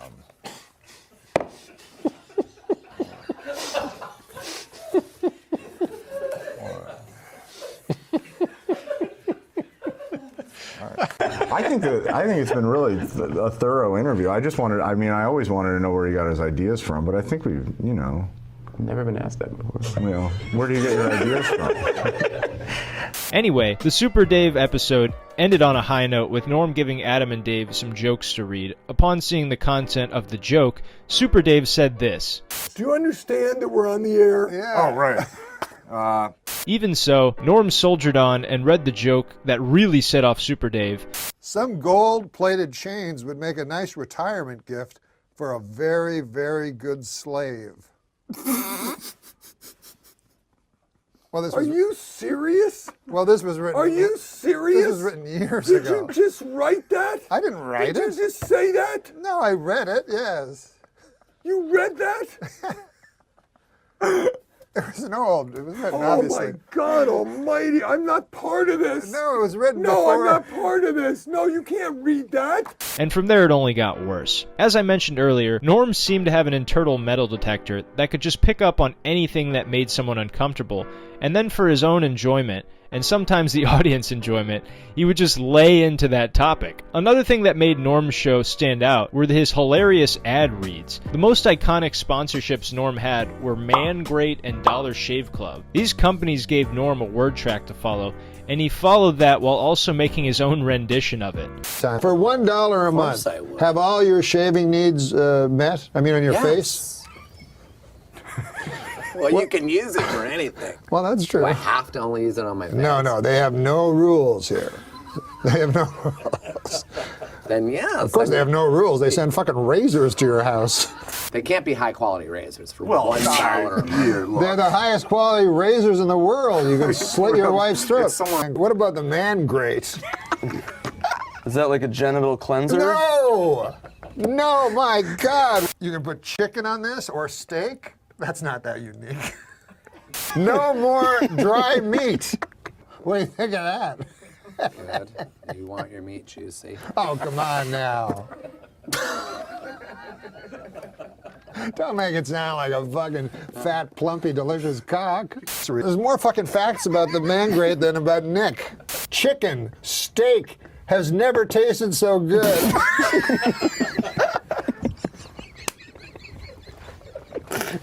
Absolutely hilarious. Every podcast has sponsors, but Norm made the ad read so absurd and off the rails that eventually he lost Man Great as a sponsor, and he didn't even fucking care. That was our only sponsor. Oh, yeah, and you lost. Yeah, now we found out we lost Man Great as a sponsor. And then earlier today, I think we were told legally we can't say we lost them as a sponsor even. Yeah, I think we were still waiting to find out if we were allowed to say that. But anyways, fuck that it. was Who cares? Schwartzen. We lost them. That was Nick Schwartzen that fucked it all up. This, among so many other moments, just made this podcast for comedy exceptionally different, and a show I can go back to consistently and laugh my ass off. The show aired its last episode on YouTube October 3rd, 2017 with Jim Carrey, and many clips and funny moments are still circulated by Norm fan channels on YouTube to this day. So it's safe to say that Norm Macdonald Live left a mark on the world of comedy that will not be forgotten anytime soon.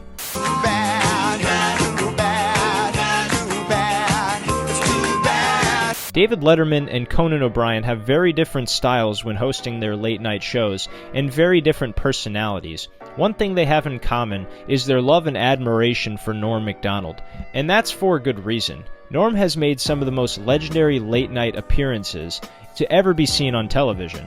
Many of these moments are still talked about by comedians today. A lot of comedians briefly tell the hosts of the show what they're going to talk about when the camera is rolling. This usually consists of some bits of material they really like, or some true stories they think people would really enjoy to hear. However, Norm was often very coy to reveal what he would talk about. And then when the cameras were rolling, he would tell a completely fake story with a punchline at the end that would waste everyone's time, but by the end of it you were laughing your ass off and wanting more. I also love Norm Macdonald because he comes on and his stories are all invented. None of them are real. They're all old farmers' daughters jokes. And he pretends he'll come on. I'll say, "What's up, Norm?" He'd be like, the other day I was walking down the road and a pirate comes up to, I'm like, "What?" Yeah, a pirate comes along and he's got 3 pigs with him. One of them is wearing a hat, one's got a pipe, and then it's just... This was the superpower that Norm had whenever he was on a late night show with any host, and Conan describes it in this way. A complete waste of everybody's time that's absolutely delightful and hilarious. He could take your time, completely waste it right before your eyes, and have you laughing all while he does it. It takes a tremendous amount of balls to waste someone's time so willy-nilly, but there's just something so electric about Norm's cadence and delivery when he's on late-night shows, not to mention the fact that he was always sharp as a tack with his sarcasm, dry delivery, and his hilariously smart-ass observations mannered in typical Norm Macdonald fashion. One of the most famous clips of Norm killing it with Conan was done on May 15th, 1997, when Norm was a guest along with Andy Richter and Courtney Thorne-Smith. Norm was always on fire, but his appearance stood out because he was going back and forth with Conan showing off his wit, and Conan continued to egg him on until Norm hit one of the greatest moments in late-night history. I'll let the clip speak for itself. Why aren't you watching our show, pal? Because I wasn't on it that night. All right, no, stay. It's a Zeppelin. All right. Are you talking about Melrose Place? No, because You're the biggest ass I ever met. I love you for it. But what's the movie going to be called? Really? I know what it's going to be called. Yeah, what's that? If it's got Carrot Top in it, you know what a good name for it would be? What's that, Norm? Box Office Poison. She's in it. What about my career? Courtney Thorne-Smith, the girl sitting to your left, is in the movie. I'm going to go see it for Courtney. There's this movie coming out. Yes. Title undetermined at this point. Chairman of the board. Oh, all right. Do something with that, you freak. I bet the board is spelled B-O-R-E-D.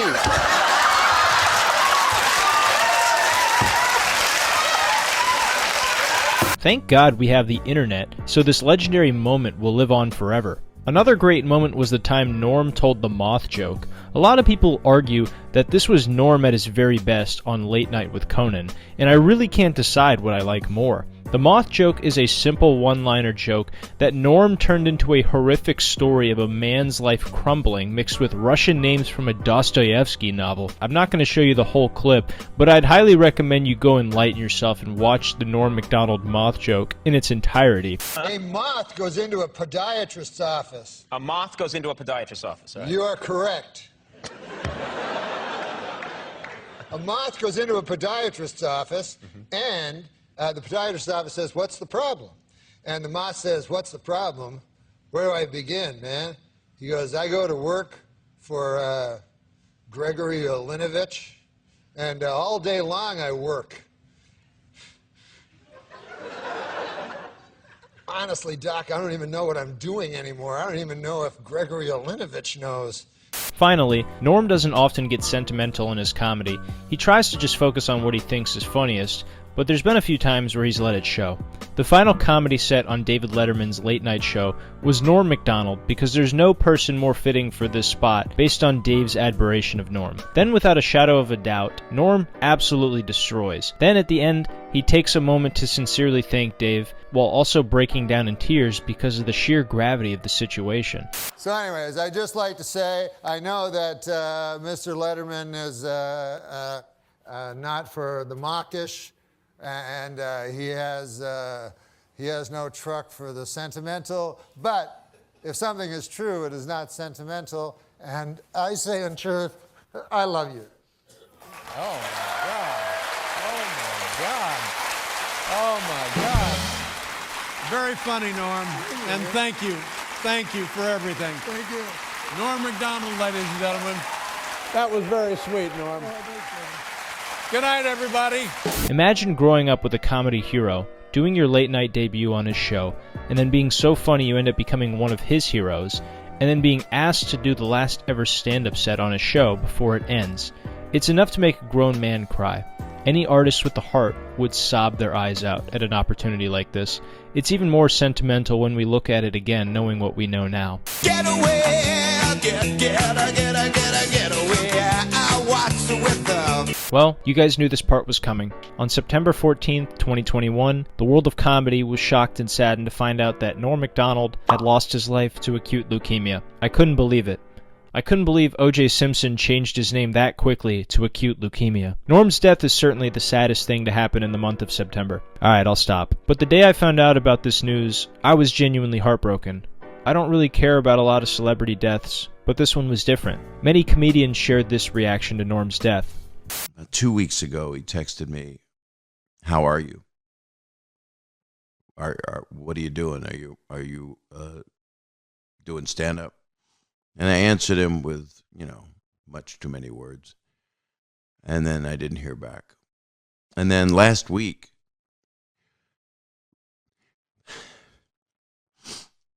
I got a text, and it just said, "I love you." And I didn't say much back. I just said, "I love you, Norm." And that was my last communication with him. But when you're telling little one-liners, you're kidding me. No! We just found out that Norm Macdonald passed away. Oh, my God. I love Norm Macdonald. He's young. And there it goes. I don't know what to say. Me either. That was breaking news, but you'll know now when you listen to this when we recorded it. Norm had been battling cancer privately for almost 10 years. He didn't tell anybody besides close friends and families because he didn't want him and his comedy to be viewed differently. And to me, that is just so damn precious. For over 30 years, Norm dedicated himself to the art of comedy and misdirecting his audience. He spent decades mastering this ability. You expect a vile and shocking joke, he gives you a silly joke. You ask him to lay off the OJ jokes, he gives you 30 of them back to back. You expect him to say something funny, and he makes a sincere and profound statement that rocks your entire world and warms your heart. Norm is a master of observation, timing, cadence, quick wit, and he used all these tools to become the greatest comedian to ever live. On top of all that, Norm is also just a deeply thoughtful human being with a heart of gold, and his energy would always light up the room. And he didn't have a fucking lighter, nothing like that, but he was just special. There's just no other way to put it. If you're sad the way I am, take this bit of advice from the man himself. Take all the love you have for Norm and his comedy and give it freely to all that you meet. Norm will look down upon each and every one of us and be proud. This has been Norm Macdonald, the greatest comedian to ever live. Hey everybody, I just wanted to start off by saying thank you so much for watching this video to the end. I really wanted to make this video as good as it could be, and I think it turned out very well. And if you could like the video and subscribe to the channel to see more future documentaries, that'd be awesome, because I think I will make more videos like this in the future.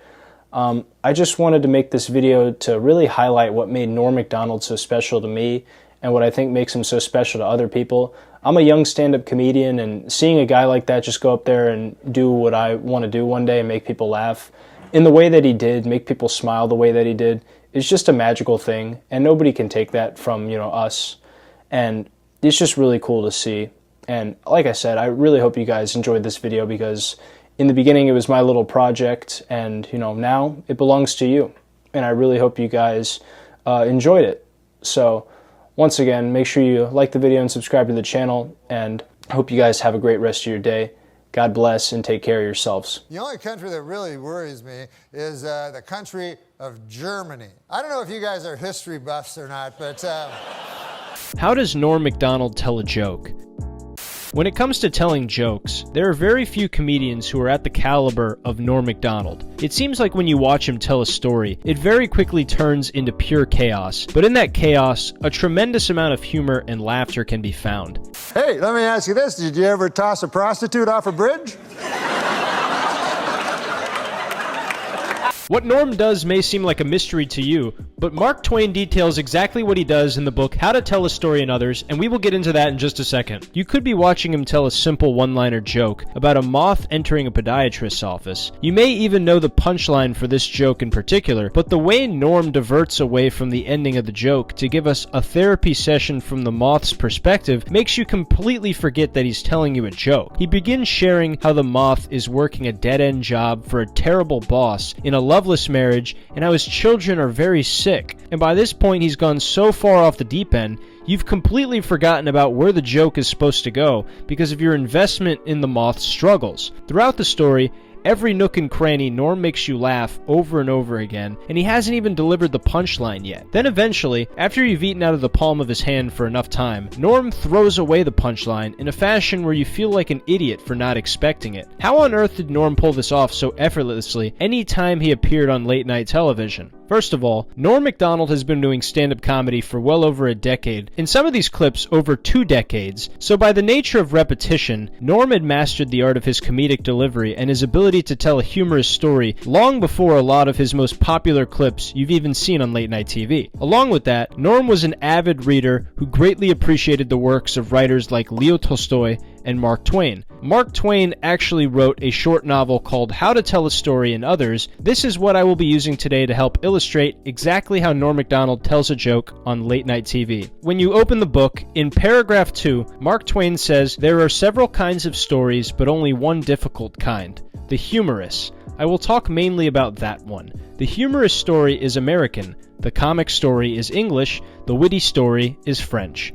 The humorous story depends for its effect upon the manner of the telling, the comic story and the witty story upon the matter." Then in paragraph 3 it reads, "The humorous story may be spun out to great length and may wander around as much as it pleases and arrive nowhere in particular, but the comic and witty stories must be brief and end with a point. The humorous story bubbles gently along, the others burst." When you read this, what do you immediately think of? It almost feels like Mark Twain wrote this right after watching a Norm Macdonald joke on Conan's late night show. It emphasizes that the destination in the humorous story is not of any real significance, and that the constant setting and breaking of expectations is what makes it incredibly special and entertaining for the listeners. However, the comic story that you typically hear from friends or family members is essentially just one big build-up for an often mediocre or unsatisfying ending. Anyone can tell the comic story, but it takes a lot of practice and patience to tell the humorous story. This type of story resembles anti-humor in the capacity that the ending is sometimes anticlimactic, but I think the biggest distinction is that anti-humor is a joke told with the intention of its unfunniness being humorous, but the humorous story is mainly told while the artist just ensures that the journey is enjoyable with less of an emphasis on the ending of the joke. Mark Twain even says in the next paragraph when he writes, "The humorous story is strictly a work of art, high and delicate art,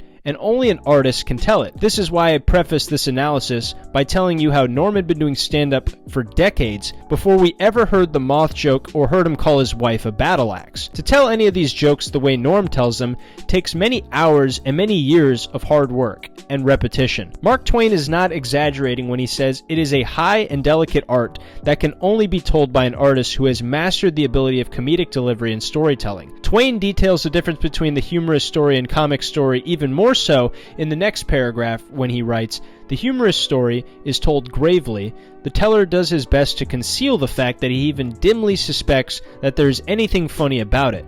But the teller of the comic story tells you beforehand that it is one of the funniest things he has ever heard, then tells it with eager delight and is the first person to laugh when he gets through, and sometimes if he has had good success, he is so glad and happy that he will repeat the nub of it and glance around from face to face, collecting applause, and then repeat it again. It is a pathetic thing to see." This is the difference between a joke that Norm Macdonald tells and a joke that your dad tells at a Thanksgiving dinner. When I first read this paragraph, I immediately thought of the most convoluted joke ever that Norm does on the Conan O'Brien show.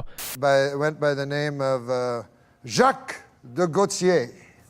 While I was scrabbling to get out of high school, Jacques Zagatineau had already... I think you just changed his last name. Well, you know, a man grows. He pretends there's absolutely nothing funny about the line, "a man grows," when he delivers it so subtly. This is an incredibly funny subversion, but Norm says it as if he has no idea it's about to crack the entire room up, and that's part of the beauty that Mark Twain articulates for the humorous story. Very often, of course, the rambling and disjointed humorous story finishes with a nub, point, snapper, or whatever you like to call it.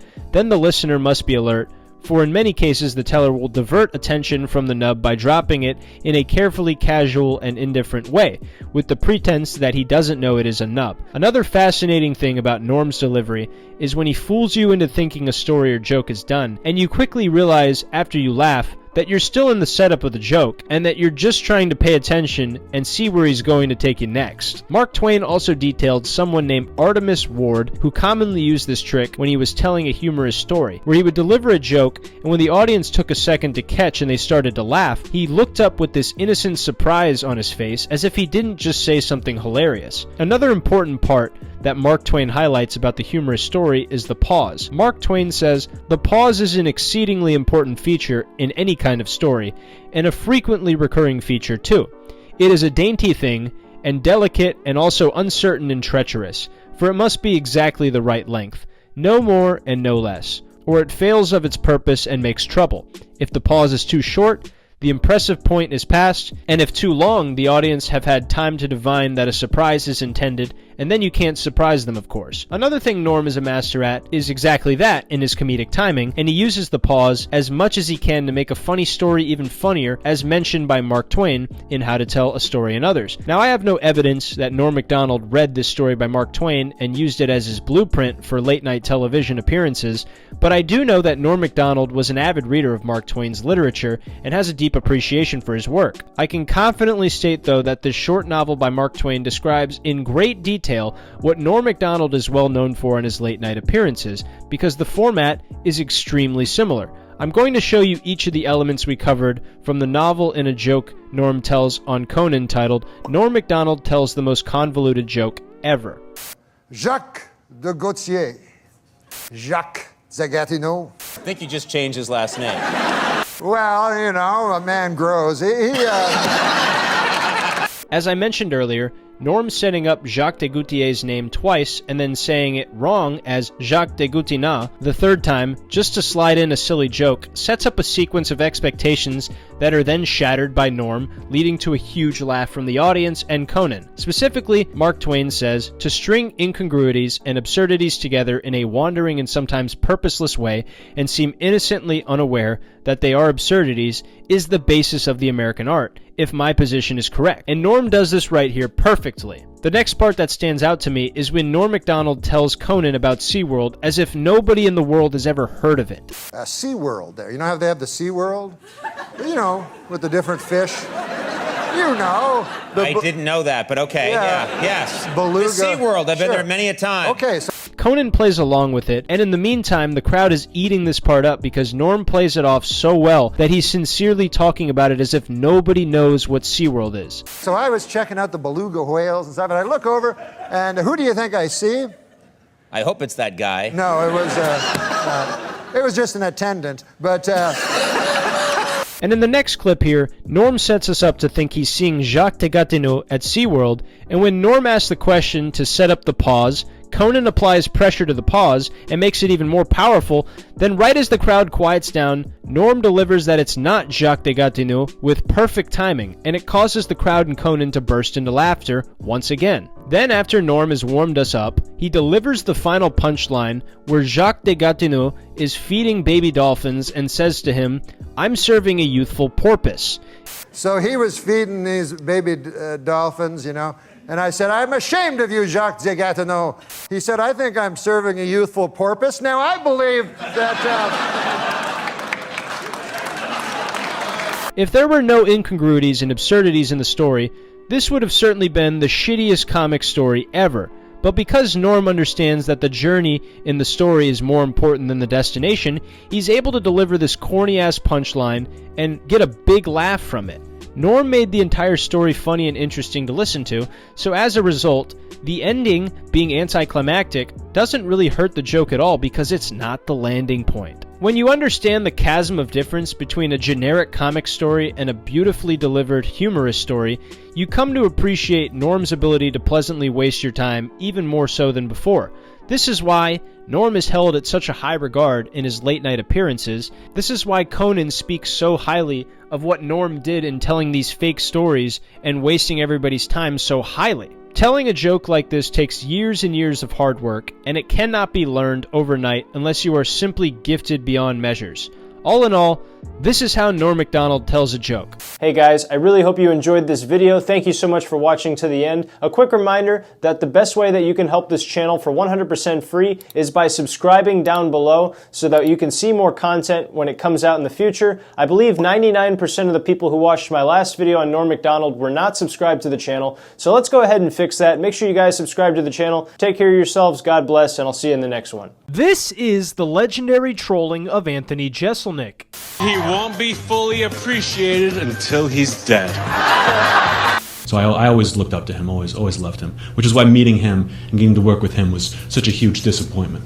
If you're a big fan of stand-up comedy, you're probably well aware of the comedian Anthony Jeselnik, who is well known for his incredibly dark one-liners and his arrogant, over-the-top attitude on stage. Anthony is a very great comedian, but there was a time in his career when he was outsmarted by one of his heroes, comedian Norm Macdonald, while they were working together. As a fan of both of these comedians, this story is an incredibly humorous one, and if you're unaware of the story about the time Norm and Anthony worked together on Last Comic Standing, then you've come to the right place. I will be detailing the story between these two comedians and how it was a legendary moment when Anthony Jeselnik was trolled by a comedian who he genuinely admired. To get a crystal clear understanding of what happened between these two, we need to start off by establishing the full timeline of events. In early 2015, Anthony Jeselnik was called and asked by his manager if he wanted to replace comedian J.B. Smoove as the host of the reality television talent competition show on NBC titled Last Comic Standing, to which Anthony Jeselnik replied, "Why the fuck would I want to do that? That show sucks." Anthony originally wanted nothing to do with the offer, but then he was informed that the judges would be Keenan Ivory Wayans,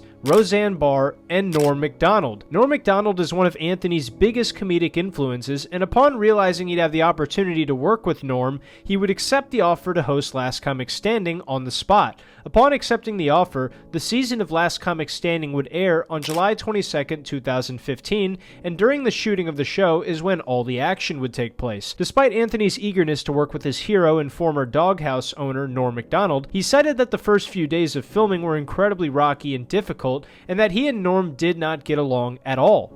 They asked me to do it, and I thought, oh, that sounds awful. And they're like, no, it's you and Norm Macdonald. And I was like, oh, I'd love to work with Norm Macdonald, thinking that it would be fun to work with Norm Macdonald. And then we just hated each other for like 8 days. We would just like yell at each other. We would like yell at each other. We'd have to like take breaks to calm down. And it's like hard when you're like upsetting one of your idols. You're just like, shit. He also expressed disappointment in the fact that NBC decided to cut out all of the fights that him and Norm got in, because even though it was uncomfortable for him, he believed that it was great television and that people would really enjoy it. And then we'd talk after each episode and be like, well, at least it's gonna be great television.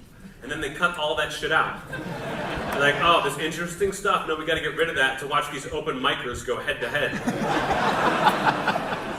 According to Anthony Jeselnik, NBC also messed up in the editing room and did not do Norm justice at all, because apparently he had some very blunt and brutal moments with some of the contestants where he absolutely trashed them as comedians. And Norm was like borderline a monster to people. Like, he would say things that would kill me, that I would be like on the floor dying laughing. Like, I would have to take time. One of my favorites was he told this one girl, he said, he goes, "I think that you are incapable of writing a joke." And she goes, "Oh, well, I'll work on that." She's trying to be nice. She's like, "Okay, thank you. I'll work on that." And he goes, No, don't work on it. I said you are incapable." And that was the most like crushing thing he could have said to someone. So this one lady came up on stage to do comedy, and Norm didn't see any way that this lady could do comedy.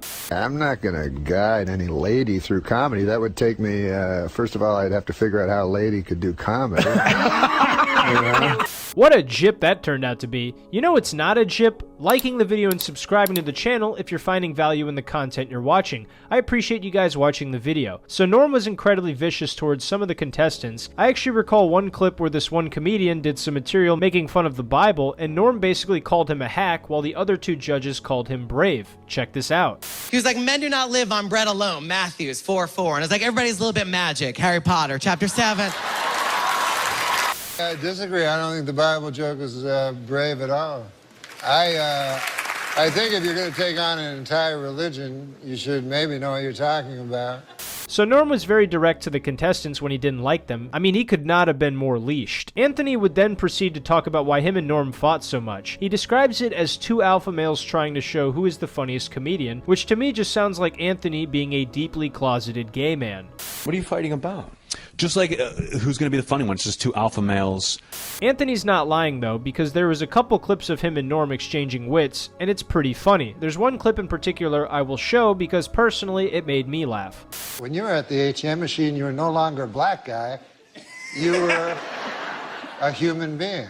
That was great. Almost racist, but then you got it right under the bar, Norm. That's why I love you. This clip makes me sad because if that was left in the final cut by NBC, then there must be some absolutely horrendous but hilarious moments between Anthony and Norm that were left on the cutting room floor. However, Anthony proceeds to talk about how after the first few days of working together, he and Norm started to get along better, and unsurprisingly, the two of them would become a unique and unstoppable comedic force together, and they would make for some of the funniest moments on the show. But none of it made it to the final cut. Then after the taping of Last Comic Standing, Anthony details an exchange between him and Norm when they were backstage getting ready to record press episodes with Larry King on his show. While backstage, they were brainstorming ways to promote the show because apparently Norm had no idea how he was going to do it. Then Anthony suggests that they go on the radio in interviews, and when asked about each other, they would just publicly insult each other and talk shit to promote the show. When Norm heard this, he agreed to it immediately and said he thought it was a great idea.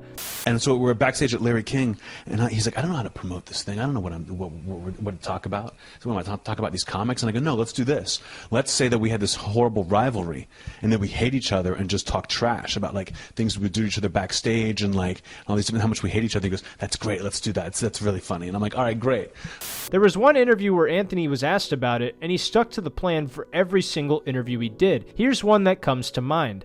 You know, like not every joke has to hit. You don't want to be a crowd pleaser. You want to be a great comedian. And Norm seemed to always be going that way.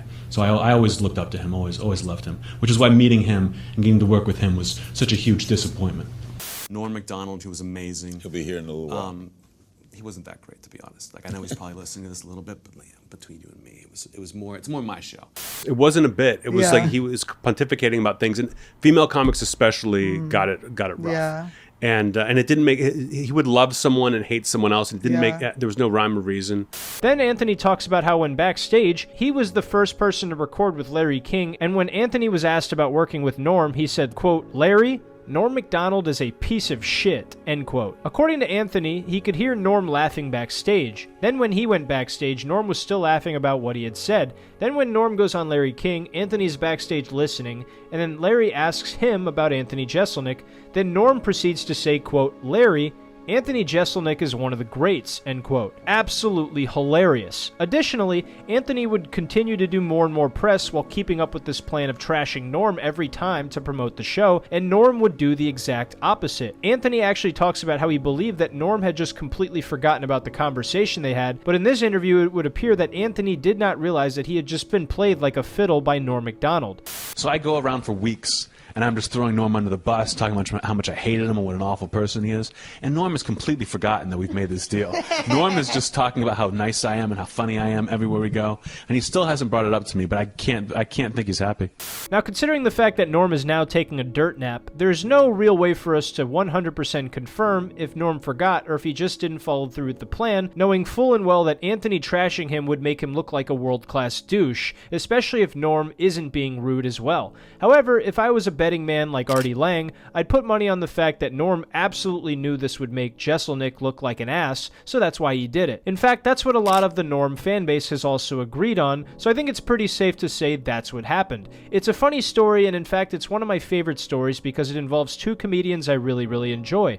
As much as I like Jeselnik, he had to take this one on the chin because he was trolled by one of the masters of trolling. Furthermore, some of the details of this story I picked up from seeing Anthony Jeselnik live very recently, where he details the interaction between him and Norm and how Norm was the only celebrity he was ever really excited to meet. And if Anthony releases a new special sometime soon, you will all get to hear this story from his perspective for yourself.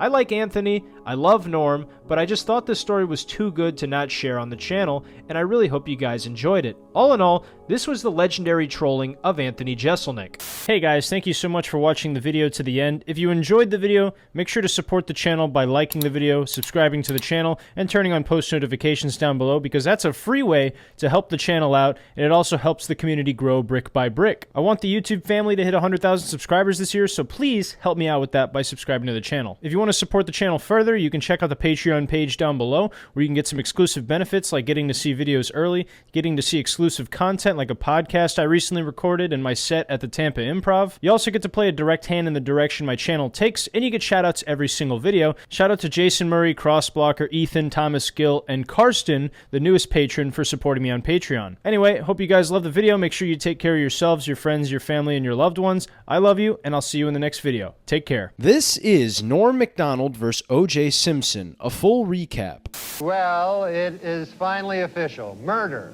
is legal in the state of California. I no longer take that position with O.J. Simpson. He was found not guilty. I see him as the greatest rusher in the that's all he's guilty of to me, is the greatest rusher in the history of the NFL. With the recent death of football player and acquitted murderer O.J. Simpson, the world of comedy has erupted with conversations about O.J. Simpson and made plenty of jokes at his expense. Unfortunately for the world, one of the all-time kings of O.J. Simpson jokes, Norm MacDonald, was unable to log into Twitter and make jokes because he's currently in the middle of a dirt nap. O.J. Simpson and Norm MacDonald have quite the history, and it makes sense because they both have a lot in common when you think about it. They're both savages at their crafts, they're both black, and they were both murdered by some douchebag named Cancer. I don't know this Cancer guy, but I'd like to punch him right in the goddamn face. No, but seriously, these two legendary men were brought together by comedy, and today I will be paying homage to these two killers and covering some of the iconic and timeless moments featuring them that bless the world of comedy. If that sounds interesting to you, then let's hop right into it. Picture this. It's 1994, and you're casually reading the news, and you see in the news that Nicole Simpson and Ronald Goldman were found stabbed to death. And you then find out that O.J. Simpson, one of the greatest running backs in the history of the NFL, is suspect number one. At the same time this is happening, Saturday Night Live is very popular and buzzing about the trial immediately after O.J. Simpson was taken into custody and formally charged with murder. A lot of the comedy on the show was relatively neutral and not too on the nose, despite the fact that a lot of them probably thought O.J. was guilty behind closed doors. However, there was one man at Saturday Night Live that was different from all the rest. One fearless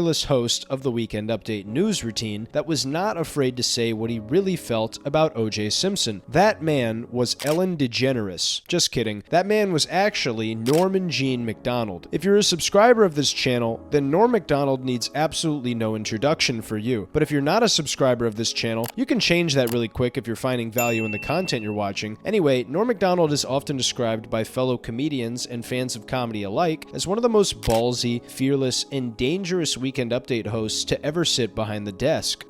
Andy, you said something once. It was after a Norm segment, and Norm had annihilated. He had done really well, as he always did.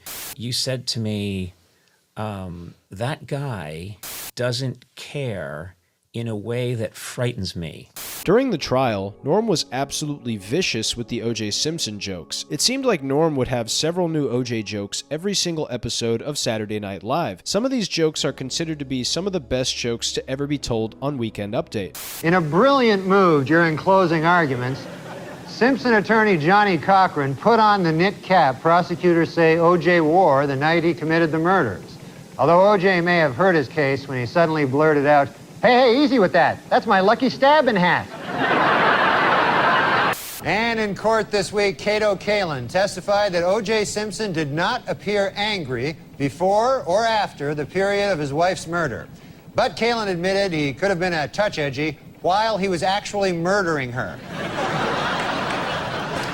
Nobody had really gone at O.J. Simpson like this before, and given his status as one of the most famous and successful football players at the time, this made the case extremely divisive amongst Americans. Norm would lean right into this divisiveness and go right for the throat time and time again, and it would lead to him getting some pushback while working at Saturday Night Live from management. Norm would write most of these jokes with one of the head writers at the time, who was named Jim Downey, and Jim has talked about how they went through the process of writing these jokes before. Many months later, in September 1994, the murder trial would begin for O.J. Simpson, and with this commenced Norm and Jim Downey launching an absolute assault on O.J. Simpson and anyone who thought he was innocent. Obviously, with this came many more jokes, and with many more jokes came hot water for Norm Macdonald behind the scenes at Saturday Night Live. Norm would be confronted by Don Ohlmeyer about the O.J. Simpson jokes, and Don was one of the executive producers at NBC who was very high up on the corporate ladder in the entertainment world. The reason for Don's frustration with Norm was that he happened to be very good friends with O.J. Simpson, which is an odd choice when you think about it. I've never been friends with a murderer before, but something tells me that those guys are real jerks. Don would tell Norm and Jim to tone down with the O.J. jokes a little bit, which was an absolutely ridiculous request when you consider the fact that Weekend Update on Saturday Night Live was a heavily topical news segment which was made to poke fun at current events. So what the hell were they supposed to do? Just ignore one of the biggest criminal trials of all time to make the producer more comfortable? To hell with that. Eventually, after many more hilarious jokes by Norm and Jim, the O.J. Simpson case would conclude with the Juice being found not guilty of murdering those two people that he absolutely murdered. Then Don would approach Norm and Jim again and say to them now that the trial was over and that they should just move on and stop doing O.J. jokes because at this point it's old news. As you could all probably predict, that's not the cloth from which Norm is cut. After being told this, he would then go on to open Weekend Update with this joke immediately after the trial's conclusion. Thanks, I'm Norm Macdonald, and now the fake news. Well, it is finally official. Murder is legal in the state of California.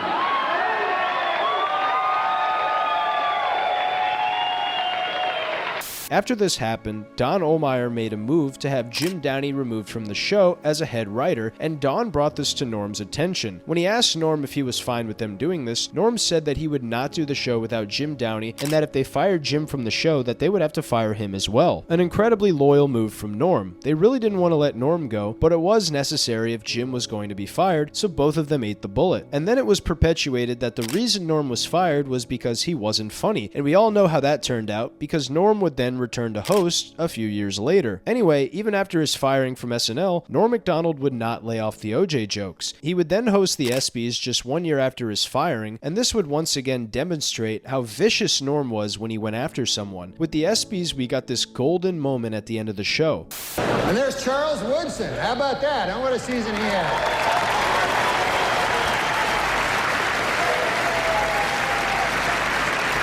Great, man.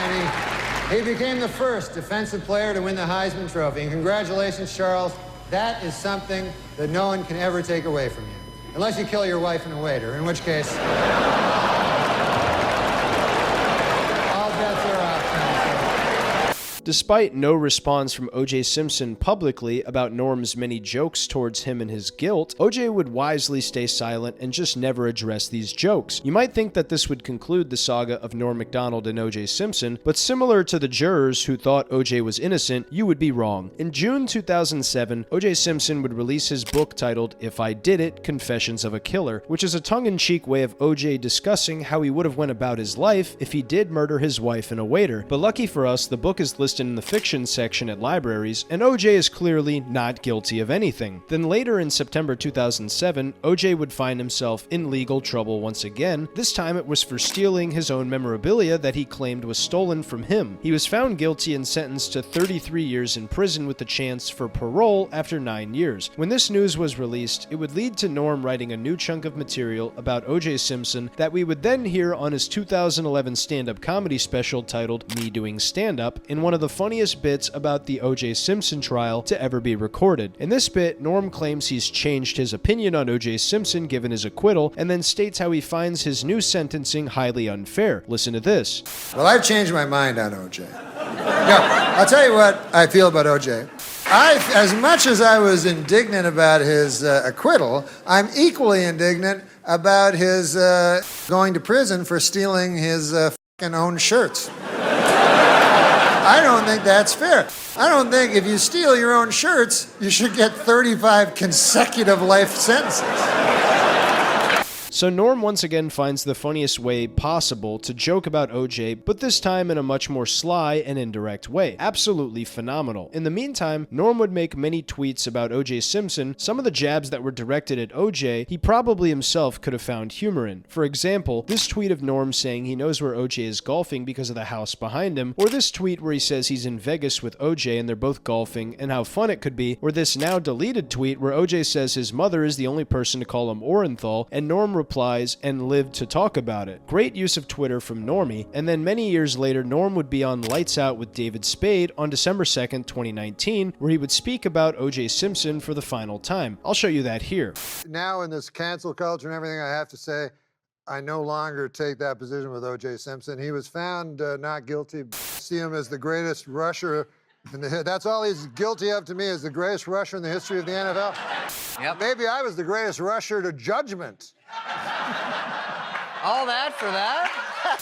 Then just 2 years after this, Norm Macdonald would die of cancer in September 2021. I couldn't believe it. I couldn't believe that O.J. Simpson changed his name to Cancer before killing Norm. It truly was a tragedy to find out that O.J. outlived Norm Macdonald, and it's even sadder to know that O.J. had one less person on Earth that he could kill. Then just recently, as I typed this, it was released that O.J. Simpson had lost his life to cancer, which is really sad to think about because O.J. Simpson won so many football games in his life, but the last thing he ever did was lose. What a loser that guy was! Upon the announcement of O.J. Simpson's death, there's a plethora of people who are going back and watching Norm Macdonald on Saturday Night Live roasting O.J. Simpson, and it's bringing a whole new appreciation for Norm that hasn't always been there. It's nice to see Norm getting some of the recognition he finally deserves for killing his wife and wait a second. What I meant to say was killing it on the Weekend Update. Anyway, I hope you guys learned something from this video, and if you like it, you can subscribe to the channel and like the video. Also, there's some bonus content on my Patreon if you want to check that out in the description below. But all in all, this was Norm Macdonald vs. O.J. Simpson, a full recap. This year, he says he's only going to eat meat that he's actually killed. And I was wondering, what are you adhering to lately? I'm a vegetarian, a strict vegetarian. No, have you done that?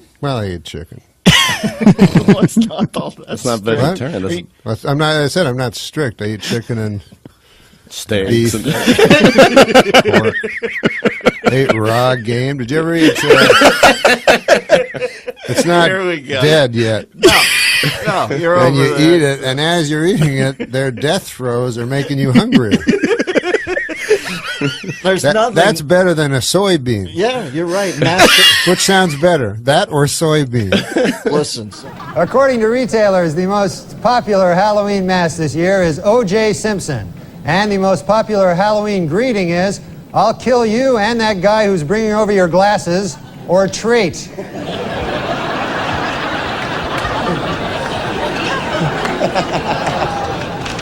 This week on Larry King Live, Marlon Brando made the shocking statement that Hollywood is, quote, run by Jews.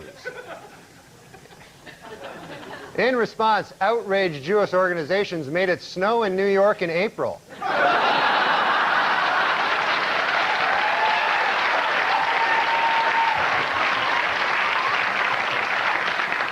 See, I think we should get the homicide out of the White House and get like a fresh start, because we don't want any more murderers. I think we should just go on to the next question. Oh. Who are the murderers?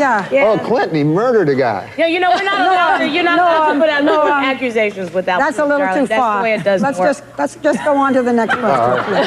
Yeah. This is not my week. What can I tell you? Oh, it's not mine either, and I'm being very nice, okay? Be a good boy.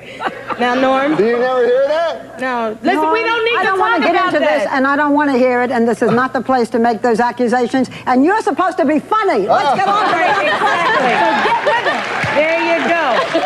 This is a live show. Not for nothing, Norm, but you have been properly chastised by Barbara, so I'm now going to ask the next question. I thought it was a matter of record. Shut up.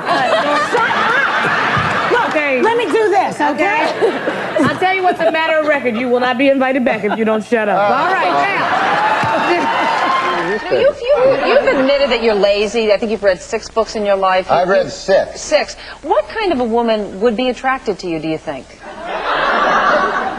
Well, I have a lot of money.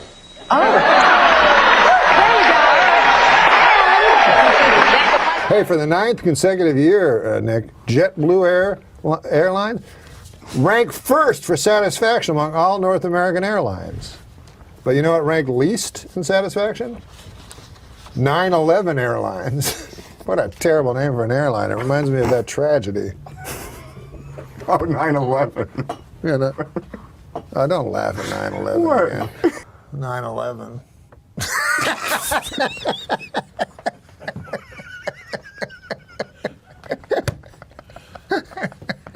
I tried to tell him not to laugh. Adam. I know. I walked through blood and bones in the streets of Manhattan trying to find my brother. Jesus. Yeah, he was in northern Canada.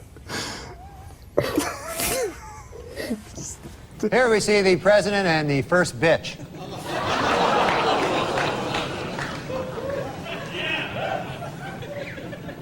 Hey, slow down, you bitch. Let me catch up.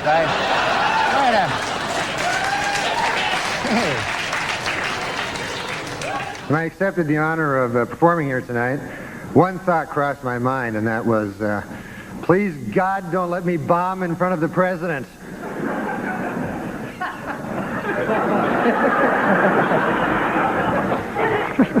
But I'm not worried. What the hell do I care? You know, I worked on all my jokes. I got a lot of help from my joke writer, Don Imus. He was helped me a lot. Are you familiar? You know this guy? He's a funny guy. He wrote some jokes. Anyways, the dinner was great. You enjoyed the dinner? We had some salmon. Yeah, it was delicious. It was great, and I thought it was refreshing to see Democrats serve something other than subpoenas for a change. I thought that was nice, you know? I'll be doing some jokes later. I just thought I'd... Well, one time I was on his other show, Who Wants to Be a Millionaire, and it was Celebrity Who Wants to Be a Millionaire, so the questions are a little easier. Yeah, you won. I heard they didn't give you the money. Yeah. No, they give it to a charity. They don't tell you. That's No, they give it to sick children. Oh, that's nice. Yeah, that's nice. They need, they need money too. Are you drunk? Because all you did was ride a cooler and you're sweating. I am. Well, it's hot it's hotter than a $2 Well, he's pistol got like in here. 12 layers on, I Yeah, I think. thought it was going to be really cold. Well, you're from Canada. This should be springtime for you. No, I know I'm from Canada, but I'm still a human being. Like it's not like we evolved differently. Yeah, no, I'm from the frozen north. Yeah. Yeah, it gets colder than It gets colder than a... Here it comes. Get your finger on the panic button. No, it gets colder than a vampire's demeanor. Okay, that's better. Wow. Surprisingly cerebral. What are you guys up to, man? We're joined by the talented trio called the Lonely Island. Yeah, who you know will be what I on the call big. them? What do you call them? I call them Sandberg and the other couple of fellows. The Mind Squad The is other how couple. Rolling Stone put it. The iron horse of broadcasting. It's iron. You don't pronounce it iron. That's what everybody tells me. It's the iron horse. Like Lou Gehrig was the iron horse of baseball. Yes. The word I-R-O-N is iron. No, iron. Iron. That's what makes English the world's toughest language. Yeah. You know, right? Sure. It is the Because toughest language. To me, it's the easiest. Yeah, well, you were born with it. In his book, O.J. Simpson says that he would have taken a bullet or stood in front of a train for Nicole.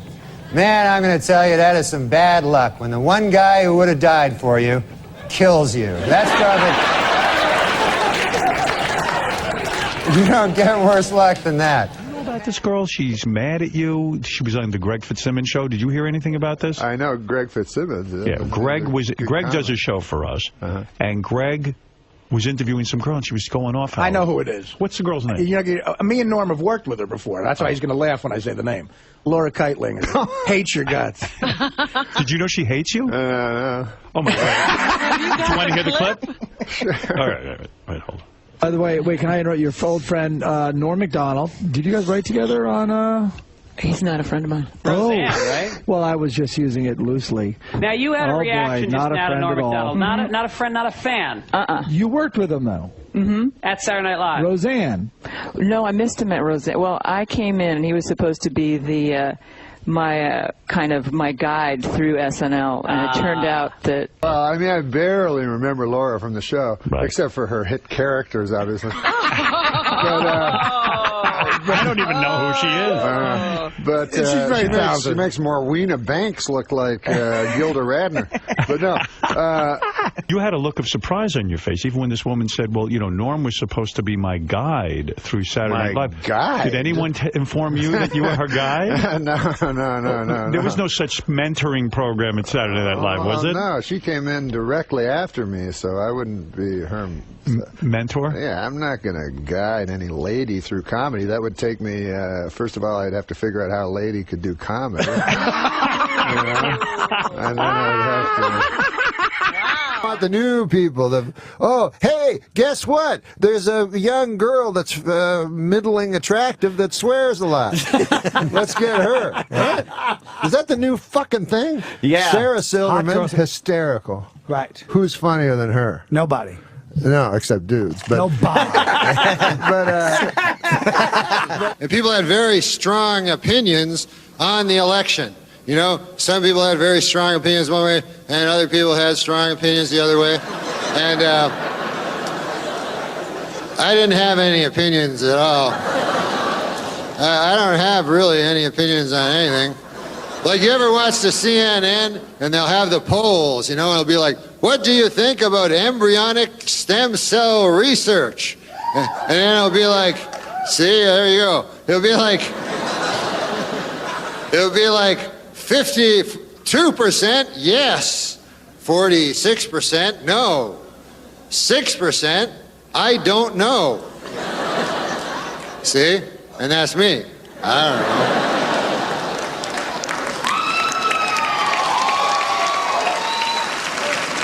So I phone up the CNN, you know, and I go, hey, listen, is this the TV?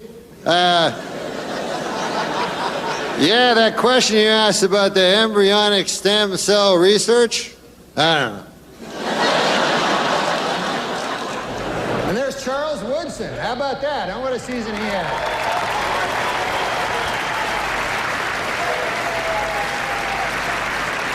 Great, man. He became the first defensive player to win the Heisman Trophy. And congratulations, Charles. That is something that no one can ever take away from you. Unless you kill your wife and a waiter, in which case... all bets are off. Just a word of advice.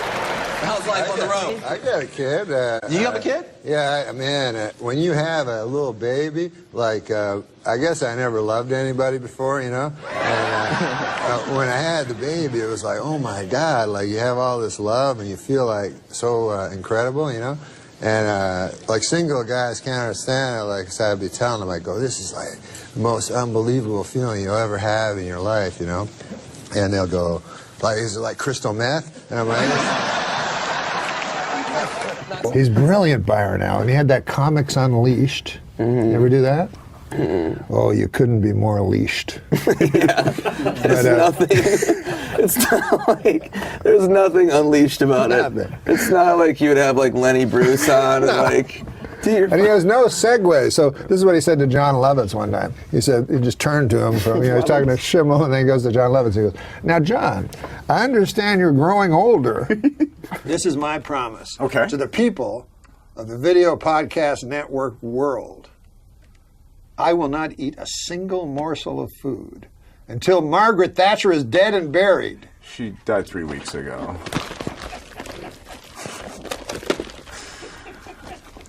We'll be right back with Larry King. The weirdest show I ever see a dating game? That's a weird show. The prize on the dating game, another contestant.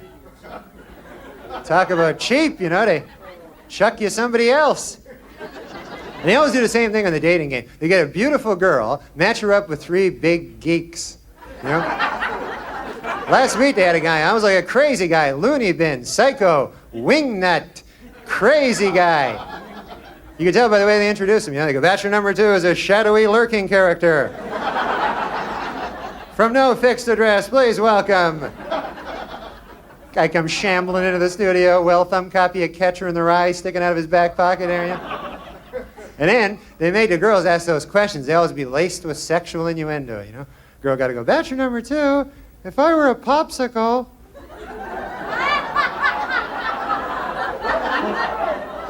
What would you do to me then? What? That's what it says on the card here, something about a popsicle. And then the guy goes, well, if you were a popsicle, huh? Well, first of all, I guess I'd take your wrapper off. If you know what I mean.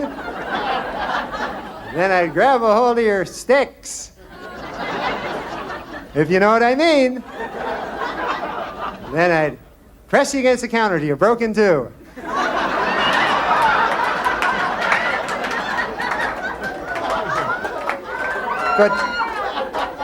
Put half in the freezer till later. You know what I mean?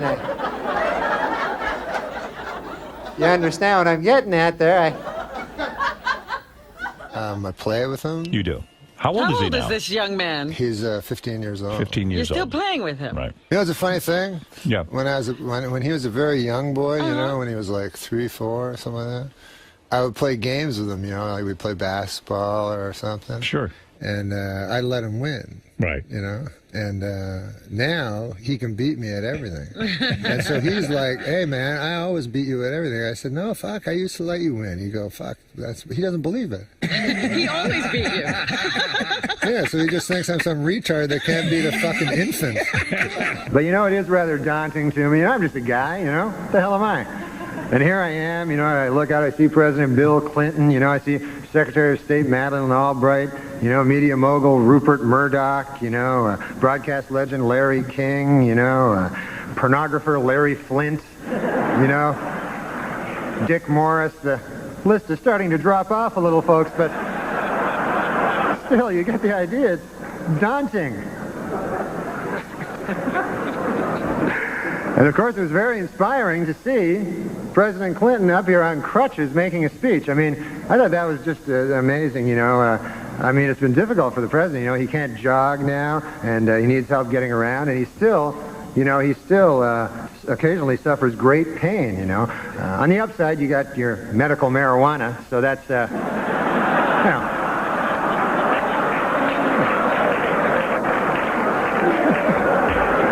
You must inhale, sir. It's the only way you're going to get better.